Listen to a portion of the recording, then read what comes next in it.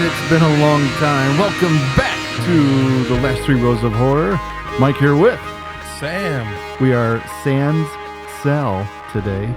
He couldn't make it today, but nope. That's all right. He'll be back for the next one. I think he needed to use his spare underwear that he keeps in the car. I don't know, something like that. I'm just glad he has something to wear. So, maybe he borrowed it from Cleon. So, yeah, we're two-camming it. The gruesome twosome. Yeah. What's going on? It's been a long time since we have not recorded since August, and it is now December. No, I think we did. And maybe October, I think we did, didn't we? No? Right after October? Maybe not. No, man. I don't know. So in between our absence, I have done some interviews. If you like music that is influenced by horror movies, you should check out these interviews. I interviewed my 2 friends' bands, the Oohs and Ahs, which is the best Chicagoland horror Halloween-themed rock band, the Oohs and Ahs. And I also interviewed my friend's death metal band, Nine Gates. We talk horror movies, we talk music. They're good interviews. Go back and listen to those. That's the last 2 episodes that we did. Don't forget, you can find us. Those were good interviews too, buddy. Good job. Thank you. I plan on doing a whole lot more. If you want to hear those, hear all of our back catalog, you can find us on YouTube, Spotify, iTunes, Instagram, Facebook, and we have an email. We'd love to hear from you. Sam, what's the email? lastrowsofhorror@gmail.com. Go there. Write us something. Maybe we'll read it. We'll read it. I read it, yeah. Sam will read it. Yeah. So we don't have a ton of emails to go through. I mean, why not? I'll respond to them. Yeah. Questions, comments, concerns. Yeah. So recently I went to Days of the Dead. Met up with some friends there. Always a good time. That was in November, up in Rosemont. Yeah. Me and Sal didn't make that one. It was a good one this year. Everything is kind of like an agenda. You have things start at certain times, and it's like, okay, at this hour we're gonna do this. At this hour we're gonna do that. I mean, I like to just kind of roam around and be free too. But I went in there with an agenda. Let me put it that way. There was some short films I wanted to check out. I think I've seen like 3 or 4 of those. There was some panels I wanted to take part in and watch. Did the Halloween panel. Halloween. What was the one in 2018 called? I think that was just Halloween 2018. Yeah, that was the one. Halloween. So 2 of the female leads were there. Andy Matichak. She was there. And then Virginia Gardner. Gardner. I always want to say Virginia Madsen for some reason, but that's not her. Oh, I love Virginia Madsen. Yeah. But yeah, she's great too. She was in another movie. I forget the name of it, but they're like, her and her friend are caught on like a tower. Yes. Yeah. John brought that up. Cell phone tower. John actually asked her about it. It's called The Fall or something like that. Can't remember. Yeah. But she was saying that it was all real, no CGI. You know what? I could probably find that. I think maybe she was twisting her arms. We might have talked about the film. I still haven't seen it yet, but that was a good panel. The Dawn of the Dead panel was excellent, with the 2 original stars. I'm talking about the 1978... Fall was the name of that movie. The 1978 George Romero Dawn of the Dead, not the 2004 one. So yeah, that was a good panel. I met Ogre from Skinny Puppy. He gave me a free selfie. Nice. Didn't charge me. That was nice. Also got to meet. He's just like happy someone wants to talk to him. No, I mean, he had not like a huge line, but he had a couple people. Didn't really talk about his music. We talked a little bit about the films that he's done. He worked with one of my favorite filmmakers, Jim Van Bebber. Oh yeah, we've talked about him a bunch on. Yeah, he did some work with him. What was that? Yeah, he's made like a Manson movie. Yeah, Jim Van Bebber. He made an excellent, very graphic Charles Manson film. I think it's called The Manson Family. He made a really crazy, action-packed martial arts exploitation film called Deadbeat at Dawn. All right. And he hasn't done much, but the stuff that he has done, it's great for like an independent filmmaker with like 0 budget. He had a budget, but all, like crowdfunding, this and that. I don't know if back then it was crowdfunding, but he came up with the money on his own to make these films, and they turned out awesome. But I also got to meet Michael Cudlitz, who you probably remember as Abraham from Walking Dead. Yeah. Didn't really talk to him about Walking Dead. Redheaded dude. Yeah. He's blonde, but he still had the mustache. And I was asking him about his early work. A River Runs Through It with Brad Pitt. All right. That was a good one. He's been in a lot. He's another one of those guys who, like, you've seen him in a ton of different. Like, once you know him now from Walking Dead, like you see him in a bunch of different roles. So you're like, oh yeah, that guy. I asked him about his very first role, Dragon, the Bruce Lee story. He had a very small part in there, and it was a fight sequence. So I was asking him about the stunt choreography and everything. So yeah, that was a good convention this year. I'm glad I went. Nice. Were there any good like memorable short films? There were, and I can't for the life of me remember the titles, but the cool part about that convention is, I think depending on where it's taking place, they showcase those local indie filmmakers. And they actually had their own, they had their own panel discussion at the start of the day. A lot of the indie filmmakers that were there were showing their stuff on the day that I was there. So, yeah, those are always fun to watch. They're like, no more than 10 minutes long, but some of them are good. Get any good merch this year? Got some great T-shirts. I got, okay, if you're familiar with The Dark Crystal, the Jim Henson movie, I have a Fizz Gig T-shirt. That's awesome. Fizz Gig! What else did I get? You got that shirt when we were at the last convention, didn't you? Terrifier 2. Yeah. Absolutely. So, yeah, the whole cast and crew were there. It's very blue in that corner. It is, yeah. I am popping. I am popping on screen today. It's a blue episode today. Everything's blue. It's blue. It's December. I'm blue if I OD. I'll have a blue Christmas without you. Yeah, it's Christmas is coming up. So if you'd like to send us some Christmas presents, give me something. Email us. I'll send you my address. I'm going to get a bomb in the mail like Terrifier. Yeah, right. Kaboom. Send Sal some bananas because he needs to feed Cleon. Yeah, Tidy Whitey's, Fruit of the Looms. he needs them. They both do, right? Oh, my God. He's gonna kill us. Oh man! So yeah, it's we'll put Sal in the corner here. Yes. Or we'll put him in the middle there. A little picture of him. But so today is a catching up episode. It's what we've been watching lately. There's been a lot. There's this we might actually split this one up into 2 episodes. But since we've recorded in August, there's been a lot of good stuff, a lot of bad stuff. We're gonna cover as much as we can. So Sam, take us there. I think we might even cover during these. We're probably going to go for like 2 hours as far as we can get on this list. But I think this includes like 2 of my favorite movies of the year, definitely on this list. One of them that we have, the first one that we brought up is 8 Eyes. Have you heard of this? No. So this is it's Vinegar Syndrome's very first like movie ever that they made. Cool. Yeah, I watched this during October, during my 31 days of October, or 31 days of Halloween or horror, whatever you like to say. What does that say on the bottom? 8 Eyes. It's just in Okem, is that Russian? Yeah, I think because this is like this is a Serbian film, basically. It's a collaboration between the United States and Serbia. Oh, boy. So this one was actually released back in October 16th of 2023. It's just kind of making its way out there and, all the torrent sites and everything. And I don't know if it's online anywhere yet. Who directed this? This is directed by Austin Jennings. This is his first feature. His only other credits are as the director of The Last Drive-In with Joe Bob Briggs. Oh, sure. Yeah. So this is a pretty short one, too. It's only about 1 hour and 29 minutes. Like I said, filmed in Serbia. Let's check out the trailer for this one here. You got me at Serbian film. Yeah. Actually, you might lose me. This is a really, really weird movie. This is great man-ass. So the plot of this one is when Cass begins to hear voices while backpacking with her husband Gav through former Yugoslavia, she attributes it to travel stress and cracks appearing in her new marriage. However, when the couple embarks on an unplanned sightseeing expedition with a mysterious local named St. Peter, this guy right here, Cass quickly suspects that his promises to give them an authentic tour of his homeland conceal a much darker purpose.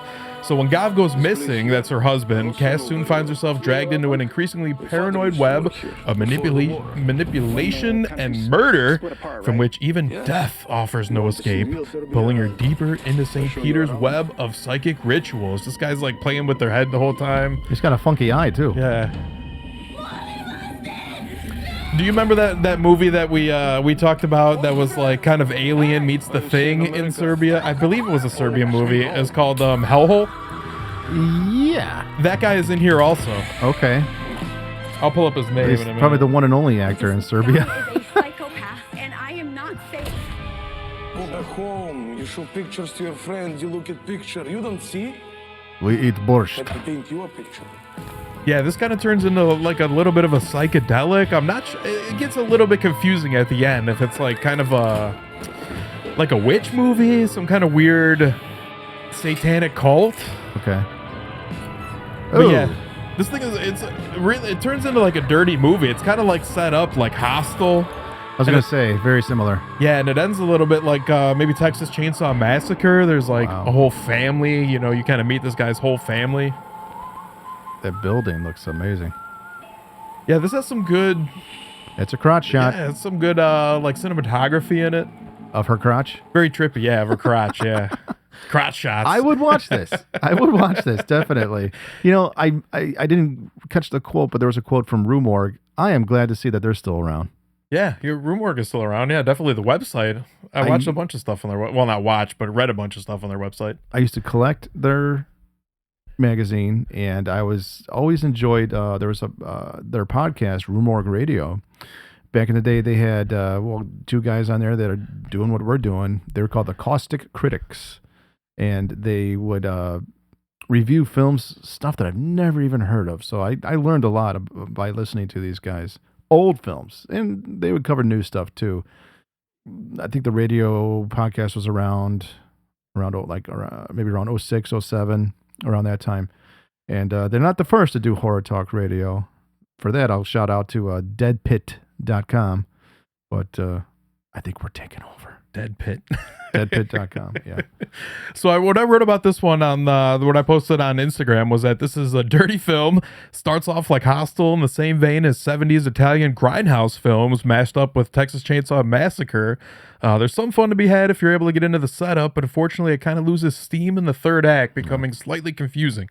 But still worth a watch, I think. Like I said, it's the first in-house production by Vinegar Syndrome. So that is cool that they're producing films now. Vinegar Syndrome puts out some really cool shit. Like I always find their releases. Yeah. A lot of interesting stuff that like you've never heard of. That's true. A lot of these, like, let's call them boutique DVD companies, like Synapse or Severin or Vinegar Syndrome. Severin is another cool one. Yeah. They put stuff out, and a lot of these movies are, I gotta just be honest, movies that I've seen once and I never want to see them again. I didn't think they were that great, but some of them are really cool that deserve like a remastering and special features, behind the scenes, this and that. Some are worthy of it. Kind of like, did they do New York Ninja too, where they like found this old movie never released and kind of finished it from the 80s? They did finish it with like new actors doing the voiceover for it and stuff. Like they dug up Don the Dragon Wilson for that one. I did see that movie.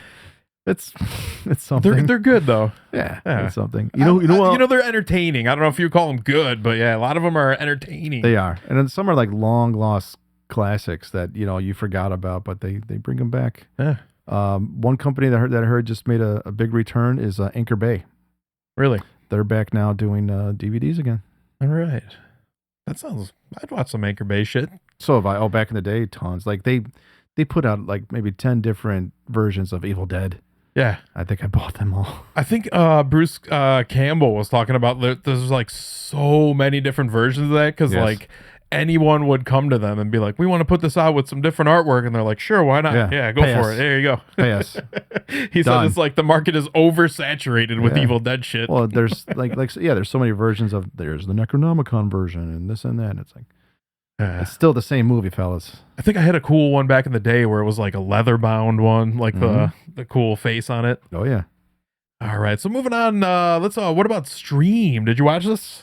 I've heard of this. I know Sal watched this. This is the one with Jeffrey Combs? Yes. This says Jeffrey Combs, Charles Edwin Powell, who you'll probably recognize in a minute, Daniel Harris, Dee Wallace, Tony Todd, Bill Moseley, and David Howard Thornton in it. This was released on August 21st, 2024. It was in theaters for only 4 days before they pulled it and it went to streaming. It's a 2-hour and 3-minute movie, which is a little long for something like this. Yeah. But this is directed by Michael Levy, who also plays the handyman or the IT guy in this movie, if you've seen it or know what I'm talking about. Okay. I have not yet.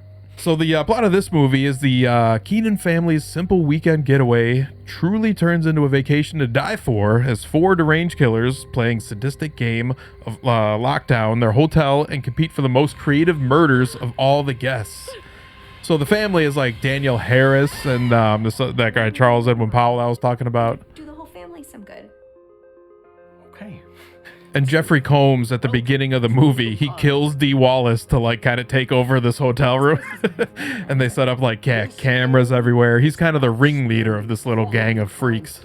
So right away, this doesn't sound like an original plot. Like this sounds familiar. I think, there's been a couple movies like it before, but yeah, this is from the whole like team of people who did like Terrifier. Oh, all right, cool. So we're trapped. And David Howard Thornton doesn't have a speaking role or anything. You don't even see his face in it. I think maybe he takes it off for a brief second, but he has that. He's the guy that's like, you know him obviously. He's dancing around, obviously right there. I think he's number 2. That each of you have unknowingly signed up Felissa, Daniel Roebuck. Our game is a rather unusual one. Yeah, I feel like this has been made before. There's some pretty cool kills in this one, but it takes a while to get going. I mean, just the idea of like people streaming live murder. I've seen that in films. So, by the way, since we've recorded last, rest in peace to Tony Todd. He's in this movie. Unfortunate. What a real great bummer. guy. Great actor. But he actually, I think he plays the guy that's like one above Jeffrey Combs in like the pecking order of this kind of game, this cult. There's a big muscle-bound dickhead too. It's awesome. Points on the board.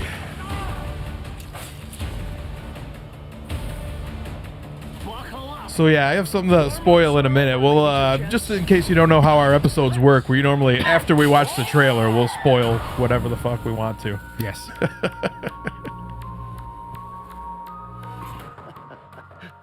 We hope you enjoy your Yeah, but Jeffrey Combs, he's always great in everything he's in, I think. Plays he's a great creep. not always in the best movies, No. but he's always entertaining when he's in them. That's true. Yeah. He steals the show. So in this movie, Daniel Harris has like an awesome death scene. This guy there's a little struggle in this hotel room and then she just gets her throat fucking slashed, dude. And it's great. It looks like a Nicole Brown Simpson or something. It's just like halfway, she's like almost decapitated. It's crazy. If you're into it, there's some bad crime scene photos out there of Nicole Brown Simpson and the other guy. Pretty fucked up. Gruesome. Pretty gruesome. Yeah. So I would watch this. Yeah, and by the way, there's a mid-credit scene here where Tim Curry is actually in the movie. Really? He's in a wheelchair and everything. He's masked the entire time, so you can't see his face, but he has one of those like unrecognizable voices, you know. Oh, yeah. Or not unrecognizable, recognizable voices. Mm. So speaking of Danielle Harris, I don't know if you've ever listened to her podcast she does with Scout Taylor Compton. Talk dirty to me? Talk scary Talk to me. scary to me. I guess she was on there recently talking about her and Scout were at like some award show. Maybe it was for Halloween, some red carpet thing. And they've never met Jamie Lee Curtis before. So they go up to her and Jamie Lee had no idea who they were. Yeah, I know she's not a big horror fan at all. No, she's not. And she's been in, 6, 7 Halloween films? Oh, yeah. And what is it, Terror Train and some of those early ones? Prom Night. She had no idea who either of them were. And they were like all butthurt and soul crushed about it. And they were complaining about it on their podcast. And then I guess Jamie Lee responded to that after hearing about it. I really don't know the rest, but I don't know. Jamie Lee Curtis Calm seems down. like she's a great person and everything, but she's one of the people that like people talk about that like People they're say like, she's a bitch. Yeah, they're like, why is she even in fucking horror movies if she doesn't like horror movies? And she keeps starring in them. Because of the money, probably. Yeah. Cha-ching. Yeah. She's going to be in, I saw a preview for, I can't remember the name of the film or who's in it, but the trailer looked amazing, and she is in it. So I don't know, if you go to her IMDb, you can find out like what new upcoming films she's going to be in. The trailer looked awesome, but for the life of me, I can't remember what it was. She played like someone kind of unrecognizable. Yes. Maybe I've seen that. Yeah. Yes. Yeah. Did see that trailer. So yeah, I don't know about Stream. I'm sorry. It's with Pamela Anderson. Oh, the last stripper or something in Vegas? Or the Showgirl. last showgirl. Yes. Okay. Pam Anderson is getting like rave reviews for that. She's amazing in it, I guess. And that was the one I saw Batista in. Okay. We were talking about Batista earlier. He's in that. And it looks like this could be her comeback role. You know, It's kind of weird. Pam Anderson has been going, they were like, she's been in the news lately because she's like going without makeup and stuff like Yes. that. And like, she looks like really different. She's still beautiful, but she Yes. just like doesn't look like Pam Anderson at all. No. I'm interested to see that new movie. Hey, the 90s was the 90s, man. It's now 2024. It's the end of 2024. Yeah. So, women age. Oh, for sure. 100%. We're going to talk about that in a little while too with the substance. Oh my God. Oh yeah. Loved it. But yeah, just to wrap up with Stream here, I thought there's a lot of horror icons attached to this one, but it just like never really reaches the peaks that it could have. You know what I'm saying? Sure. Like, yeah, like I said, Jeffrey Combs is great. Danielle Harris gets that wicked murder death kill. But it's not something I would like really plan on rewatching anytime soon. That's unfortunate when they put together like these big casts of well-known names. It's like, okay, you're name dropping here, but is the movie any good? Yeah. I'll give you an example. That one that came out with Kane Hodder a couple years ago, I think it was called Horror House, maybe. It was like all these escaped inmates. Yeah. It was like a cast. Death House. Yeah, it was like a cast of thousands of like who's who, a lot of like washed up guys, but these recognizable names, and the movie was fucking terrible, dude. There's a couple on this list that are like that are just like stacked, but they're not very good. No. Little Bites was another one. Which one? Little Bites. Did I watch that? I did watch that. Maybe, yeah. We'll get to that in a minute. So one that's not really horror, but I thought deserved to be on this list here is Greedy People. I mean, we talk about all types of movies on here, but did you watch this one? No. Not bad. This is released August 23rd. It's an hour and 52 minutes. This is filmed in North Carolina, set in, I think, Rhode Island, South Carolina is what it's, which was a little confusing. But this is directed by Patsy Pansaroli, I believe is how you say it. This is another stack cast. Himish Patel, Joseph Gordon-Levitt, Lily James, who played Pamela Anderson. Yeah. Tim Blake Nelson, Simon Rex, Jim Gaffigan, Joey Lauren Adams, and wow. Tracy Lords is also in this. God, where's Joey Lauren Adams been? So this follows the residents of a small town who must navigate a sensational murder and the discovery of millions of dollars. A series of increasingly bad decisions upend the once peaceful community. This Indian fella I've seen before. Yeah, he was in the movie, what was it, Once Upon a Time or something like that, where he's like, he goes back in time or something like that, or he wakes up in a world where they've never heard of the Beatles. Yes. Yesterday, I think it's called. Yeah, that was a good one. Is that Tracy Lords? Yeah, Tracy Lords. She got chunkified. Sorry, Tracy. So yeah, he like kind of goes into the wrong house responding to a burglary, and ends up killing this woman on accident, and discovers all this money in this bag there, and they end up like covering up the murder. I believe they make it look like a break-in. But you'd come to find out, like, Tim Blake Nelson was like hired a hitman to kill his wife, and the hitman shows up looking for that money. Oh. And it turns into this whole big crime. Sir, you notice anything that was missing? Place is a mess, but no, not one thing. I always like everything that guy's in. Where is the money? I don't have the money. I came to your house to kill your wife. Great but your character wife was actor. already killed. Somebody else killed her? Well, that's just awful. Yeah, but there's a high death count. I think there's like 10 or 11 people that died in this movie. What kind of dancing?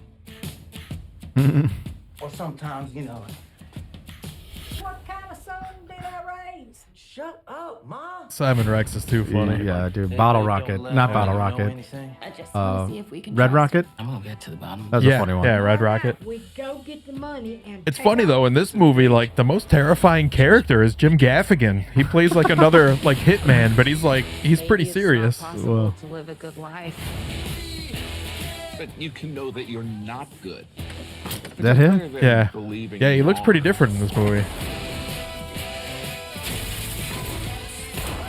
People are dead. That's too much. Yeah, I put this on this list because this is just another good movie that's like takes you down a bunch of different twists and turns and good things happen to good people. greedy people. Yeah. So Simon Rex, first time I seen him, I was cracking up to it. I think it was Scary Movie Part 3. Yeah, he was in 3. Yeah, Oh, yeah, with Charlie my God. Sheen. When he goes up to the little girl and they're like, "Can you, like you're her uncle? Can you?" Because it's like a spoof of Signs. They're like, "Oh, you're her uncle. Can you kind of, tell her, in a subtle way that her friend died?" So he's like, he goes up to her, he goes, "Everybody you love is dying." The little girl starts screaming. "Ah." I always remember him he was like a VJ on MTV. Really? And there was like, I always remember the first time I ever thought, like, really started laughing at it. He did an MTV Cribs and he was like sewing the outside of his house. He's like, "This is my punching bag." And he puts on like a pair of boxing gloves and then he picks up a bat and he just starts hitting it for like 10 minutes. I don't know. It's just like goofy ass comedy like that, but I like that. So moving on. What about Rebel Ridge? Yeah, I think you saw this one, right? Yeah. I tell you what, man. Don Johnson. I know. Yeah, we all know who he is. We all know about Miami Vice and Nash and Bridges. I don't think he hit like his peak of acting until within the last 10 to 12 years. I mean, he's been in some great stuff. Between this and like, what was that other one he was in? The Tarantino one. Django Unchained. Django. He I'm was going to great in say, yeah, he was great in that. Did you ever see him in Cold in July? I don't think so. Cold in July. Wait, is that the one with pretty sure he's in that. Brian Cranston? No. Cold in July Thinking about something else, is based on a Joe Lonsdale book. Who's in that one? It's the guy that plays Dexter. I'm pretty sure Don Johnson's in it. And something about it sounds familiar. I think I might have. It's like Vanessa Shaw is in it. Kind of like a true crime movie. Based off the book. It's hard to describe, but I remember it being like excellent, and his acting was good. He was in that one with Vince Vaughn, Dragged Across Concrete. That was a good one. Yeah, it's a long movie, kind of slow, sorry, but I take that back. Same director. He was in the name of the film is Cell Block Riot and Cell Block 19 or something like that. Yeah. That one was brutal. That was crazy. Yeah. I love that movie, though. That's a fun one. He's like the sadistic warden. Yeah. So this is directed by Jeremy Saulnier, by the way. Murder Party, Blue Ruin, Green Room. Yes. And Oh, Hold man. the Dark. Yeah. Yeah, he's created some good ones. But this came out September 6th. It's 2 hours and 11 minutes. A little bit long, I thought. Starring, as we said, Don Johnson and Aaron Pierre. Who do you know who else he played? He was a mid-sized sedan in M. Night Shyamalan's Old. Have you seen that? I laughed so hard when I heard the guy's name was mid-sized sedan. Like it was M. Night Shyamalan trying to be cool, creating a rapper. Oh, God. Yeah, the movie Old, though. He was in that, yeah. Oh, I did not like Old. So this one was pretty decent, I thought. This is about a former Marine who grapples his way through a web of small-town corruption when an attempt to post bail for his cousin escalates into a violent standoff with the local police chief. Basically, they take his money when he's trying to post bail. It's like 10 grand or something. They're like... Emery Cohen. Yeah. Suspect number 2. What a little asshole. Every movie. Yeah, this is based off of like true stories where like they're like, people would be... or have their money confiscated like this, and it costs so much money to like go through the motions to get it back, right? That it would basically just be forfeited. So these police stations like this would They just help themselves. forfeit people's money and be like, try and get it back, Right. It set terms. You need to be very, Very careful. But it turns out they fucked with the wrong man. Yep. He was like, what is he? He's like it made me laugh in the movie. She like combat instructor. Yeah, she looks it up on like Wikipedia, and he's like, he's the #1 combat instructor in the world or something. Yeah. For military, I guess. Yeah, he doesn't use guns at all. Oh yeah, he disarmed him like in seconds. Yeah. So yeah, he kind of refuses, like to back down off of this, and he uncovers this whole corruption in this town. Well, his brother dies in police custody. Yeah. His brother or his cousin? Brother. These cops might end up on top, but they don't get any more outs. Suspect is armed. He goes. It was kind of weird for a Jeremy Saulnier movie. There is like no death in this movie. I don't think anybody actually dies. He kind of just disables people. Yeah. People getting hurt now. Well, besides for the brother, he dies off camera. Yeah, this dude's a bad motherfucker. What if we just walk away? The other thing that made me laugh about this movie is there's a part where Aaron Pierre, this guy right here, breaks into James Cromwell's house, and he's wearing the full ninja outfit, except for the most striking features that he has. It's like he has the most recognizable eyes out of anybody you've ever seen. Soft blue eyes for, and that's the only thing he leaves open. I'd be like, that guy right there. Yeah, right. The guy with the soft, kind eyes. Yeah. The guy with those beautiful blue eyes. What a director, man. Like his body of work, especially Green Room. Holy shit, is that a good movie. That shocked the shit out of me. Have we ever talked about Green Room? I don't think, not in depth, maybe just in passing, but that's like, we should do a whole filmography on Jeremy Saulnier. Absolutely. Yeah. We'll do a curation of the filmmaker. A great body of work. Blue Ruin, very good. But yeah, Green Room was like his masterpiece so far. That was like kind of like what his claim to fame he's known for is like these shocking acts of violence that like propel a whole movie, Definitely. But one that was not very good was Afraid. This is directed by Chris Weitz, who also directed American Pie, the Chris Rock movie Down to Earth, okay, the Golden Compass, and the Twilight Saga New Moon. Please. Why? If you have credits that are non-horror, and you say, "Oh, I'm gonna try my hand at horror," and cast fucking Jonathan Cho, who is not a horror actor, of course you're gonna fail. He's trying to be serious. Catherine Waterston is also in this. She's good though. Keith Carradine and David Dastmalchian is in this. Okay. So this was released on August 29th this year. It was an hour and 24 minutes long. And by the way, John Cho and Catherine Waterston have both been in space franchises. Cho in Star Trek and its sequels, Waterston in Alien Covenant. Both series are also known for AI going rogue. Oh, okay. So the Curtis family is selected to test a new home device, a digital assistant called Aya, A-I-A. So Aya learns that the family's behaviors and begins to anticipate their needs, and she makes sure that nothing and no one gets in the family's way. It's another AI run amok type thing. I'm going to make life nice and easy. Oh God. Which I think is a like little. Megan. It's kind of a little variation on like the weird, like nanny films, isn't it? Like from like the 80s or the 90s. Well, Megan. The too. nanny comes in, she kills the guy, or like the hand that rocks the cradle, something weird like that, or. Love that one. For the kids. I hope that's okay. So Aya. It's like single white female, but with an AI. Yeah. But this one's a little fucked up. I mean, like, her father dies, and the AI, like, goes through her whole Facebook and everything, and, like, learns from all the Facebook memories, and then, like, they're trying to shut her down, and she comes back, like, she pops on the TV as her father, like, I can be your friend, again, like, I can be your father again. It's also killing kids in car crashes. It's Maximum Overdrive, man. Holy shit. My life is over. Adam Carolla used to have a joke about that. I'll be like, car apocalypse or something. It's like one day all the cars are going to be like, you're driving along and the window, everything just locks, and it's like rerouting to Grand Canyon. There is no escape.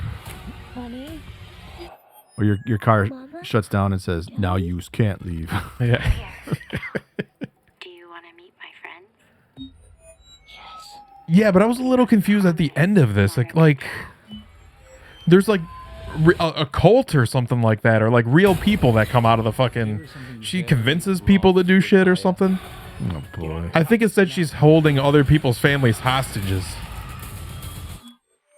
David Dastmalchian plays like the owner of the company that's created the supercomputer. Tell me he's the bad guy. But I think it kills him like halfway through the movie, so he's not in it for long. Okay, you know how I want to pronounce that? Aya. Yeah, you could skip Afraid. Like we said, sometimes we got to show movies on here to tell you avoid. Avoid.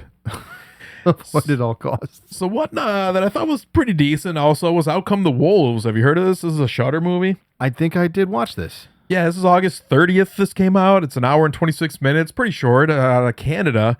This is directed by Adam McDonald, who we've talked about before because he directed Pie Wacket. I like that one. We talked about him on our Witchcraft series. Yeah.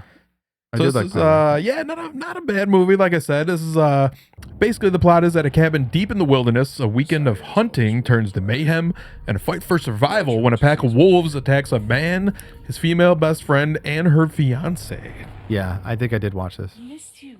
Thank you for coming here. It means a lot. Kyle, this is Nolan. So yeah, those two are best friends, and like her boyfriend and him go out hunting, and the wolves attack him, but he kind of just leaves the dude behind like for dead. Right. Wow. Kyle taking you hunting could really be the beginning of a beautiful bromance. To Sophie. It's been a while since we talked about some killer animal movies, but I think we got like 2 or 3 of them on this list today. Remember, we both weren't engaged by the time we were 40. We would. Weren't we like 12? What's the one that everybody always talks about? The Gray. When Liam Neeson. That's a good one. I love it. A lot of people hate that one. Yeah. They hate the ending. I really enjoy that one. Yeah, because it kind of ends on a little bit of a cliffhanger, right? Yes. They don't show him fighting the wolf. He's like about to fight the wolves, Yes. and I think obviously they tear his ass up and he dies. Well, there's like a deleted scene where it's like the aftermath. Is he alive? Where they just show him in pieces. Kinda. Nice. I don't know what game you're playing. I don't know if we're going to talk about it. The new Liam Neeson film. I don't have one on this one. Oh, it's good. Is it the one where it's like takes place in the 70s or something? It's not the one. For No. What did you just say? He's not for you. No. It's brand new. I forget the name already, but it's a sad film. Huh. Yeah, this one is a little weird too because like on top of the wolves like trying to fight against trying to eat all the humans, also that dude turns into a little bit of a like a rapey kind of killer. Right. Yeah, I did watch this one. That one was it was pretty good. Who is this actress? What did I have her name? Missy Peregrine. Okay. I don't think I have anything else to reference what she's been in. Well, she's a skilled archer. Yeah. Whoa, almost knocked that over. So Slingshot is another one that was pretty decent, I thought. Have you did you hear this or no? It kind of flew under the radar, I thought. Is this sci-fi? Yeah, it's kind of a sci-fi horror. It's released August 30th, 2024. It's an hour and 48 minutes. This is a collaboration between the United States, Hungary, and Indonesia, directed by Michael Hafstrom, who directed Escape Plan. You remember that one with like I think it was Arnold and Sylvester Stallone? Yep. The Right with Sir Anthony Hopkins and 1408 he also directed. Yeah, I saw The Right. And Derailed. That was with what's his name? Seymour Cassell, Jennifer Aniston, and Clive Owen. Derailed, yeah. Okay, I remember that one because of this one scene with Jennifer Aniston and Mark Boone Jr. Okay, yeah. And he's Sons of Anarchy. He attempts to rape her, and it's like it's an odd casting choice for Jennifer Aniston, but she gets away. So this one is starring Casey Affleck, Lawrence Fishburne, Emily Beacom, and Tomer Capone, who is also he's Frenchie on The Boys. If you know him, you'll recognize him in a second if you do. But this is by the way, this the music in this trailer is like not the tone of the movie at all. It's a weird fucking trailer. I don't know. Sometimes that happens. But this is about an astronaut struggling to maintain his grip on reality aboard a possibly fatally compromised mission to Saturn's moon Titan. So the movie kind of plays like there's 3 astronauts aboard this spaceship, and they're not really sure if the computer's like giving them weird information, like whether the spacecraft is malfunctioning or not, and they're not sure if they want to go all the way through with the mission or abort the mission, and they kind of like turn on each other, but that's all the while Casey Affleck is like struggling to maintain what is real and what is not, because they're going into hypersleep for like months at a time. It's to me, it sounds like Hal. Event Horizon? No, the character Hal from the. Oh yeah, 2001: Space Odyssey. Yes. Yeah. Again, computer AI taking over. Yeah, this doesn't. This is just kind of a malfunctioning computer. It doesn't really play a huge part in, like, you know, it doesn't have a big impact on the story. It looked like David Morrissey was in this. The governor from Walking Dead. Oh yeah, he might have been, because there are some places, some flashbacks that take part on Earth. He's not here on the ship. I know that. Can we make a petition to stop like putting like stupid songs into trailers like this? Yeah, please. Your imagination is playing a cool. Or it's like a bad cover of something. Yeah. It's always a slowed down thing like that. Oh, it's please don't let my be. It's the animals. Yeah. I think Lauren Fishburne sings it in the movie, which is probably why they do this. Wow. Not a full rendition of it, but I like Lawrence Fishburne. Event Horizon? Oh my god. Fucking great.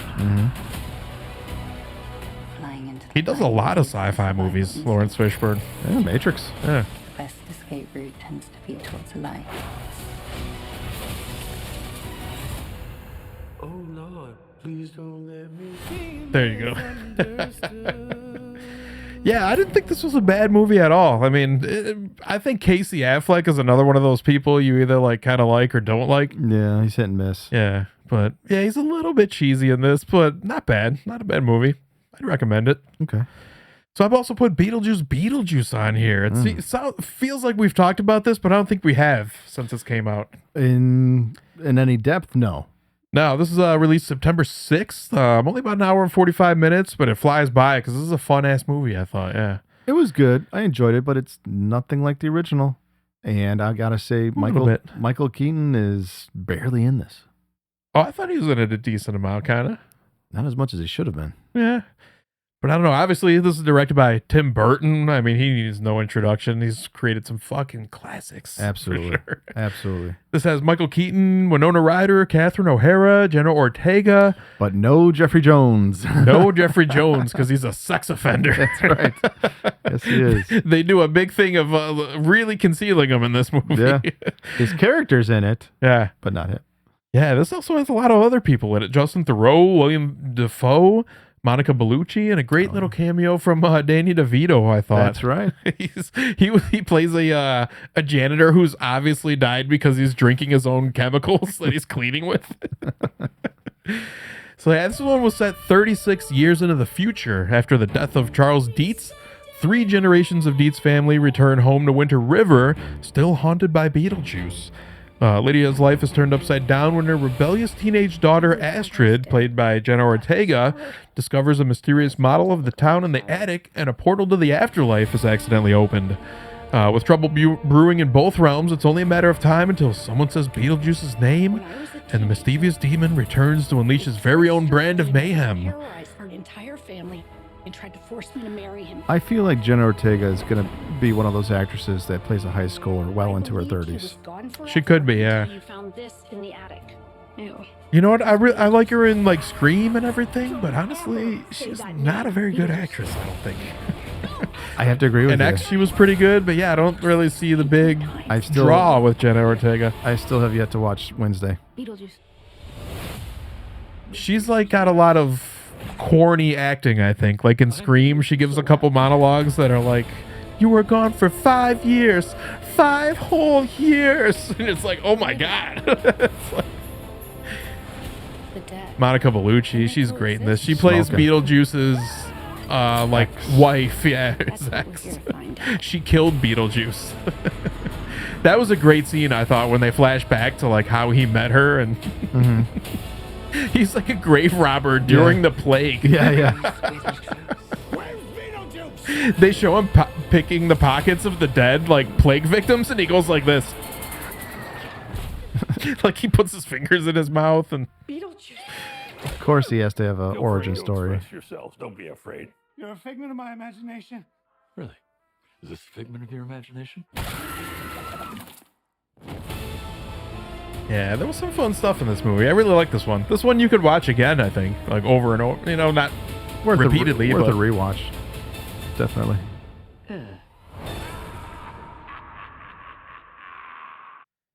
It's good to see Catherine O'Hara too. Yeah, she's funny. She's like really what's that? Schitt's Creek. Who was her character? Mara or something? When she was on Curb Your Enthusiasm.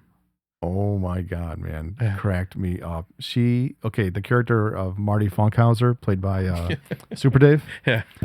She's like his deranged sister, and she's home for the weekend. And her name's Bam Bam. and he goes to Larry, he goes, Larry, will you and Jeff go pay my sister a visit this weekend? Just spend some time with her. It's a good impression. Easy. So they go. It's Larry and Jeff. They go to like hang out with her, and she's just nuts off her rocker. And Larry goes up to the bathroom. When he gets out, he hears them fucking. And she's yelling out, "Fuck me, fat boy, fuck me." Later on, they're having dinner. And then she brings it up. She's like, "Oh yeah, me and Jeff were in the bedroom the other day." And they're like, "Oh no, she's crazy. You know, she doesn't know what she's talking about." I think I remember that one. Susie's like, "Did you take advantage of this woman, you fat fucking?" Bam Bam. Yeah. Oh God, that show is so fucking funny, man. Please, I mean, I know they said they're done with this series, but if they're gonna make Curb Your Enthusiasm movies, please. Are they talking about it? I've heard that. That'd be pretty funny. They want to do like maybe a couple one-offs. Larry David's done some other stuff. Has been pretty funny. Clear History, I think, is one of them. Very funny. With John Hamm. Yeah, I did like that one. Michael Keaton was in that too. Yeah, he was. Yeah. he plays like a bomb expert, or like what is it? A construction guy who's like also into bomb work or something. His name was Joe Stumpo or something. Stumpo, yeah. So funny thing, I thought at the end of this one, this has a dream sequence, and the song that's playing over it is the theme that plays at the end of Carrie. It's called The Dream, the Nightmare, kind of like how when Winona Ryder's having like the dream.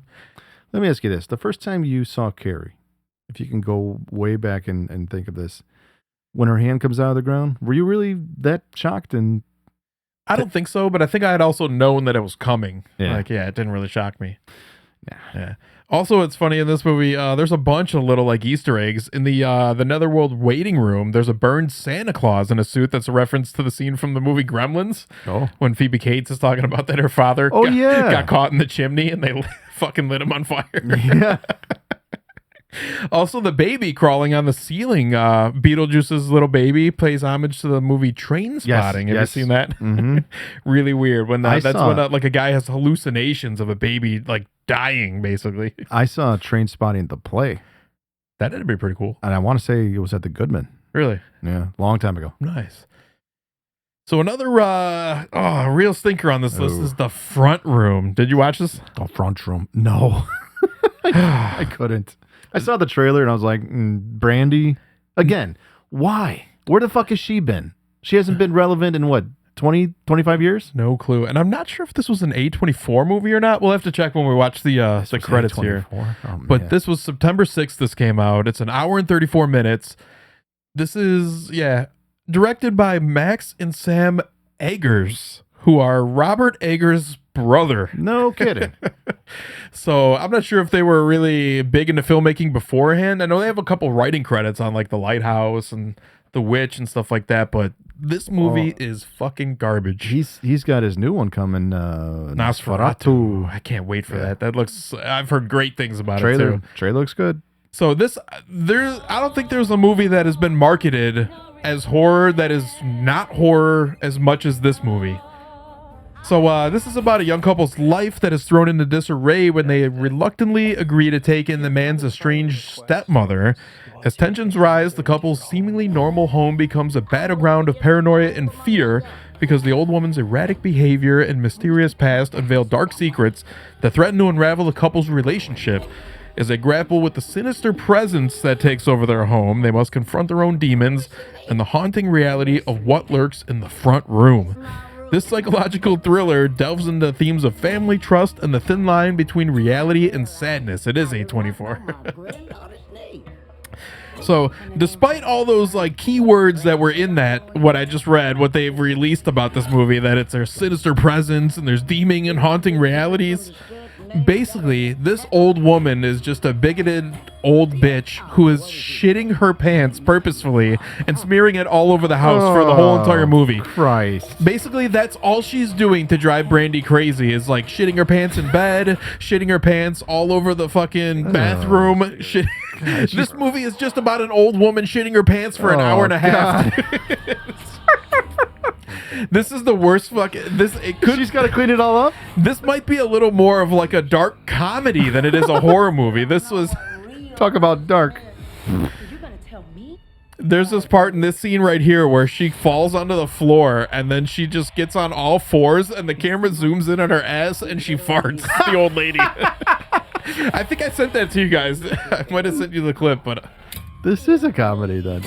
But yeah, all this weird shit like is just taking place in like dreams that Brandy is having about the old lady. She does throw herself into a fucking coffee table though. This looks hilarious. Yeah, the old lady can totally walk normal, by the way, but she walks around with like those Forrest Gump canes, pretending not to be able to walk. Being cooped up with a newborn and a mother-in-law can drive anyone crazy. But this trailer looks way better than the movie actually is. I bet. Right here. The old lady gets up and farts in her face. Okay, this is the problem with some of these movies. You're taking actors who are not known for horror, who have no business being a horror film, and you're making them the star of the film. It's Moesha, for fuck's sake. Who the fuck wants to see Moesha in a horror film? But no also, one. like, how did this get so bad? Like, you have Robert Eggers as a brother to be like, hey, what do you think about this scene? Like, he could have told you this whole script fucking sucks. He must have owed somebody some money and did it as a favor. Oh, man. Hey, how do we pronounce this in Chicago? The front room. Yeah, that's right. The front room. Front room. You get some gabagool, go in the front room. You want to see the front room with Moesha? No. Oh my god. Yeah, Sam and Max Eggers must have like some fucking dirt on Robert. They're like, you do. Hey, this movie will help you break into Hollywood.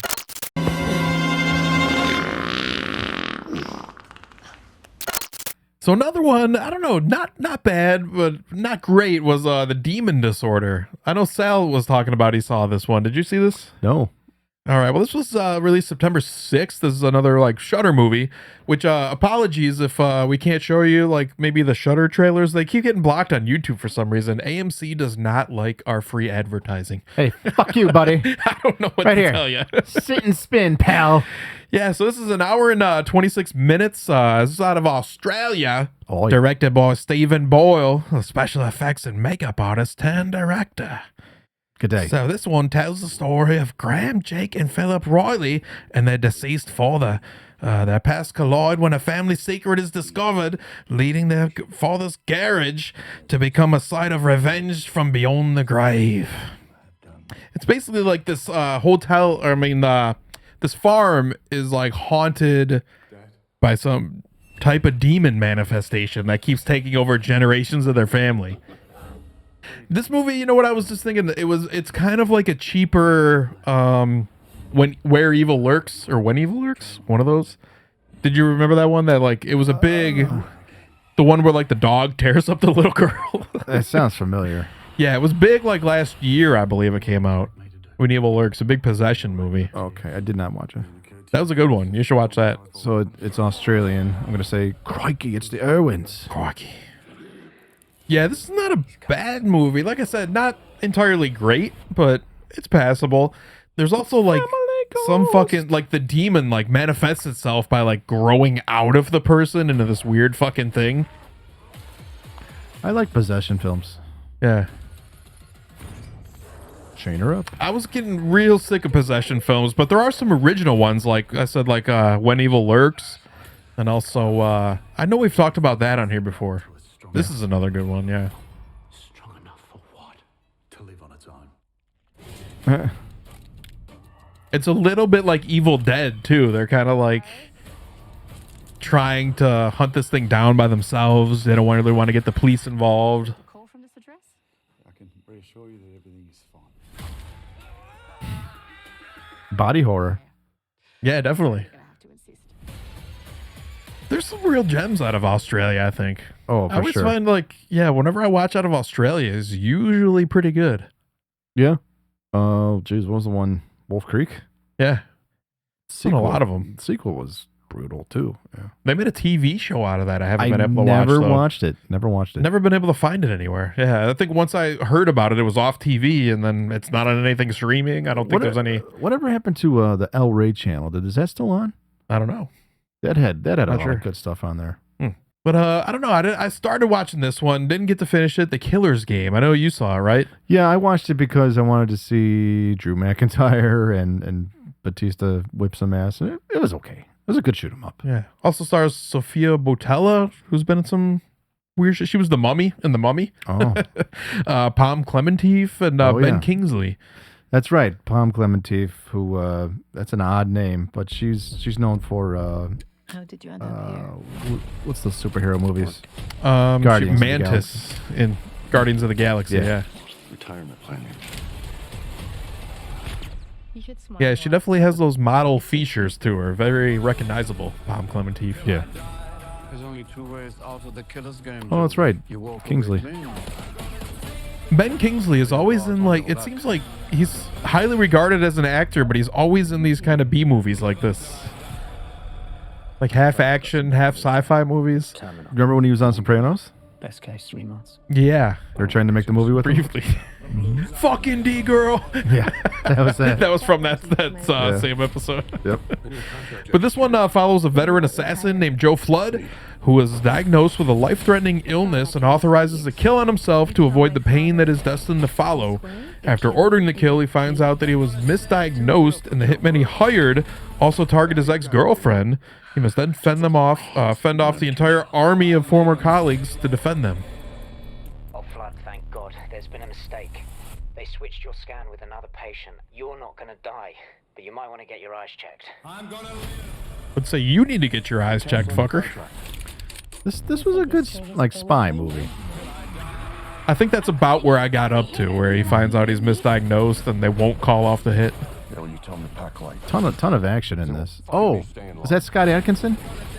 Oh yeah. No, it's Adrian, the guy from Highlander.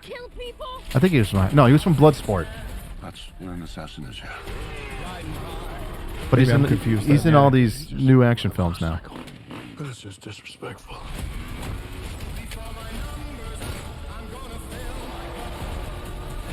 Yeah, I'm going to finish this probably. I think I started it and I just didn't have time to finish it. Take the game. I got you.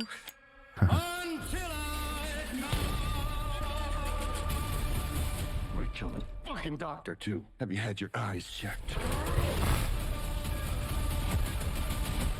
Again, another pretty stacked cast, but I don't know. Would you say it's worth it, that one? Yeah, I thought it was fun seeing Drew McIntyre in this one, too. He's pretty good on the screen. Looks huge. Nice. So next one we have up here is a remake, Speak No Evil. This is the American remake of Speak No Evil. Did you watch this one at all? I'm not familiar with, is it a foreign film? It was originally a foreign film. I believe, man, if it was Swedish? Something like that, I believe. Yeah, but this was pretty big. I think in 2017 this movie came out, or maybe 2020. It was right around there. But the remake was released September 13th, 2024 this year. It's an hour and 50 minutes. This was directed by James Watkins, who also directed Eden Lake, The Woman in Black, and the Black Mirror Season 3 episode Shut Up and Dance, which was a pretty crazy one. It's the one where like the pedophile, Larry makes like the pedophile keep doing all this weird shit. Stars one of the dudes from Game of Thrones. I always forget his name. Okay. But this is starring James McAvoy, Mackenzie Pierce. Oh, okay. I did not see this. I want to. Scoot McNairy's in it. He's always great. And Aisling Francosi, who was also she's been in a bunch of stuff. Nightingale, the Last Voyage of the Demeter, she was just in. Oh. She's the only female in the whole movie. Okay, yeah. Yeah, so this is not bad. I mean, I'm sure pretty much everybody knows about this movie. It's about when an American family is invited to spend the weekend in an idyllic country estate of a charming British family they befriended on vacation. What begins as a dream holiday soon warps into the snarled psychological nightmare. As the weekend progresses, they realize that a strange side lies within the family who invited them. The untrammeled hospitality of the charismatic alpha male estate owner masked an unspeakable darkness. She was good in that one Terminator film. Yeah, she's been great in a lot of stuff. Halt and Catch Fire is a good thing she was in on AMC. VIP guests. Just to remind you, I'm a vegetarian. Our gift to you. That is so. So Scoot McNairy, I've seen in a bunch of stuff. He was great in what was it, Narcs? Oh. I think he was in the season 3. It was either Narcs or the other. Oh man, I can't remember the name of that one. McAvoy's good in everything. Yeah. Professor X. Yeah, he's great in this too. Split, he was great in. Yeah. Amazing. So I don't know about this one. There was like really no reason for this to be remade other than to Americanize it. But of course, how can you go wrong with James McAvoy? Yeah. I think there's great performances all around in this one, even though they kind of switch up the ending of the movie. Oh. Did I? I mean, it's not really that much of a secret, but you have to know, like, yeah, they're gonna fucking make it a happy ending, you know, because it's an American film. Most of the time, that's what I've found is foreign films don't shy away from just like bleak endings. Yeah. Have you seen the original of this movie? No, but I know what you're talking about. Yeah. There's no happy endings in foreign horror films. No, not at all.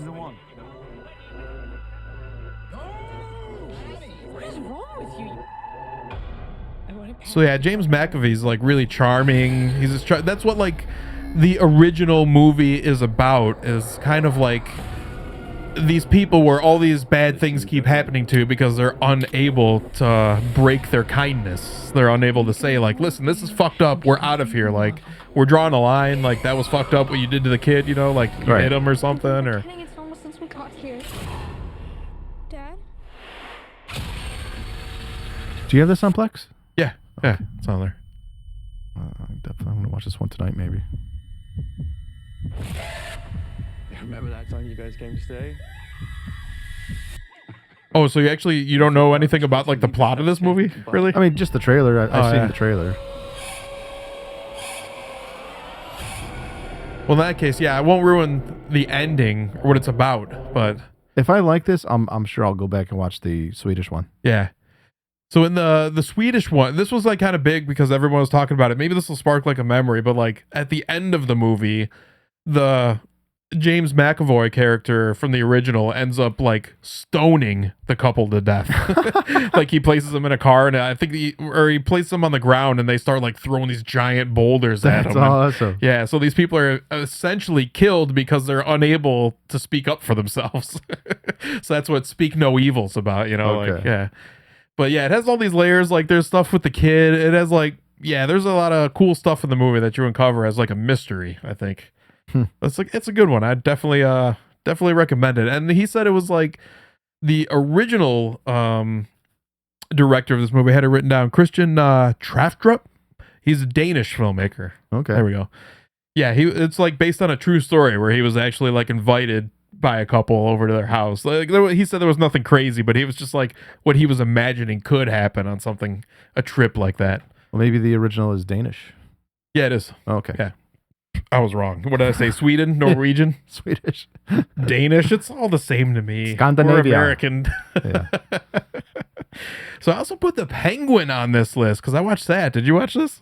No. Gotta say, don't have an interest. It was actually pretty decent. Yeah. Colin Farrell, Kristen Milioti, Theo Rossi's in it. He plays like the beginning stages of the Scarecrow. Oh. Clancy Brown is also in this as like a crime associate. This is released September 19th. It's about an hour an episode. There's 8 episodes. This follows the events of the Batman. It's kind of meant to be like a bridge between Batman and Batman 2. Is Batman in this? No. Okay.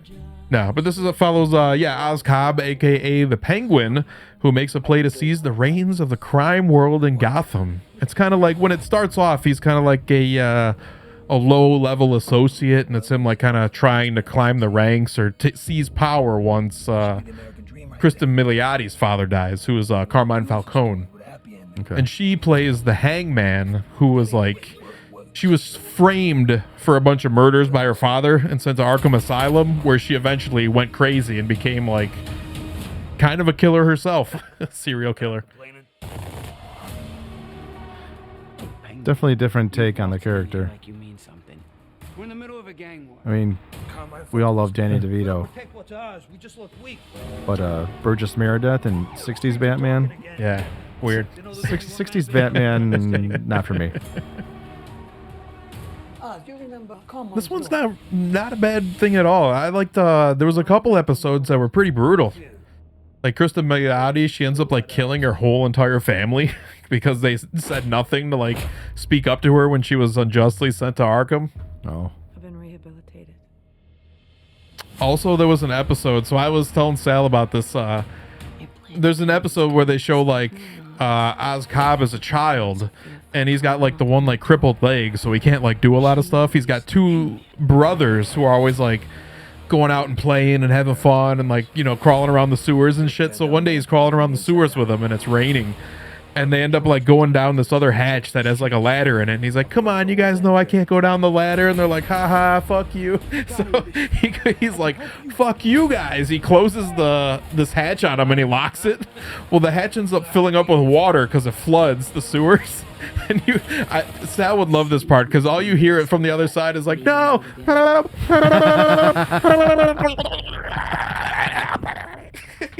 Of course you would. Of course. Oh, man. Ladies and gentlemen, don't let your kids around Sal. He loves to see those kids die. Yeah, he does. He does. This looks good. I would watch this. Yeah. If we're talking TV shows, man, I really enjoyed. I watched both seasons. I watched both seasons of Tulsa King. Okay. Yeah. Sylvester Stallone. I think it's one of the best things he's done in a long time. Haven't gotten to it yet. I've been putting it on Plex, but I haven't gotten to it yet. And I was telling you earlier, I just started Reacher. Jack Reacher, yeah. Which good one. I watched the first 2 episodes and I'm in. I'm hooked. That dude is huge. I think he's like 7 feet tall. He's a big guy. Another show totally unrelated to what we usually watch. Everyone's probably gonna think I'm really soft, but I watched the third season just ended, and it was the series finale, so the whole show is done. On HBO, Somebody Somewhere. Do you know this one? No. Okay. Everyone's gonna be like, why the fuck are you watching that? I don't know. Something about it. I enjoy the show. Bridget Everett. Funny comedian, great singer. It's a show about her life. Well, her character. They filmed some of it in Lockport, Illinois, but most of it is filmed in Manhattan, Kansas. And it's just a woman who's, she's got her fun. Comedian, bigger girl. Yeah, she's got a fun set of friends, and it's kind of like a lonely life in this small town. And well, I'm not going to spoil it for you, but if you want to watch, it's not a chick flick, it's a chick series. Guys, if you want to, anybody, you want to butter up to your significant other, watch that show. You'll enjoy it. I'm killing myself here. You drinking chocolatinis? Somebody Somewhere. HBO. Go check that one out. Moving on. Watch that one. Yes. So this is one of the ones I was talking about as being my favorite of the year so far.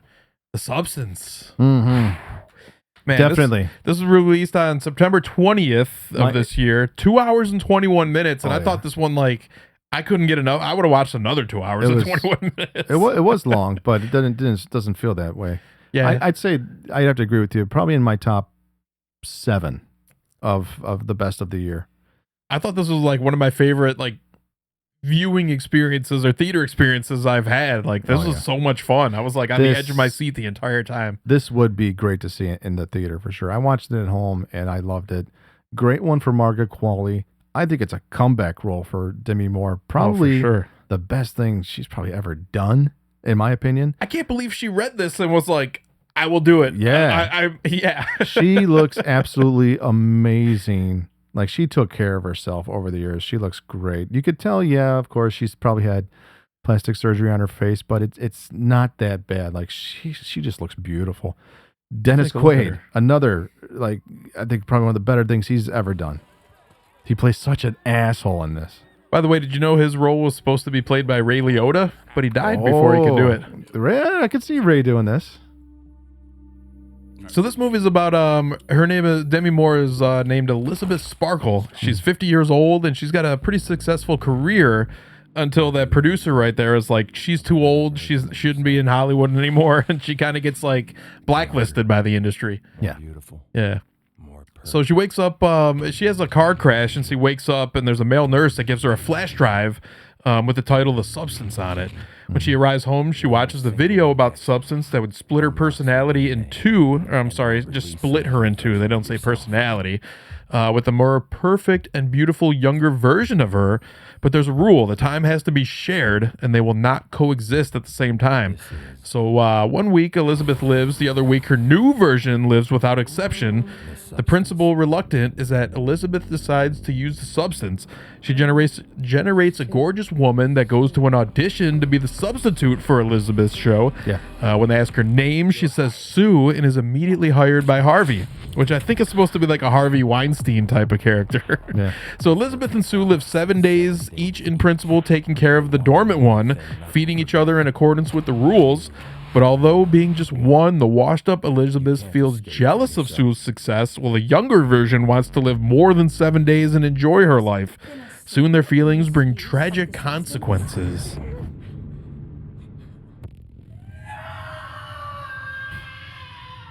And I think there's so many, like, this one really wears its influences on his sleeve, like the Shining hallway.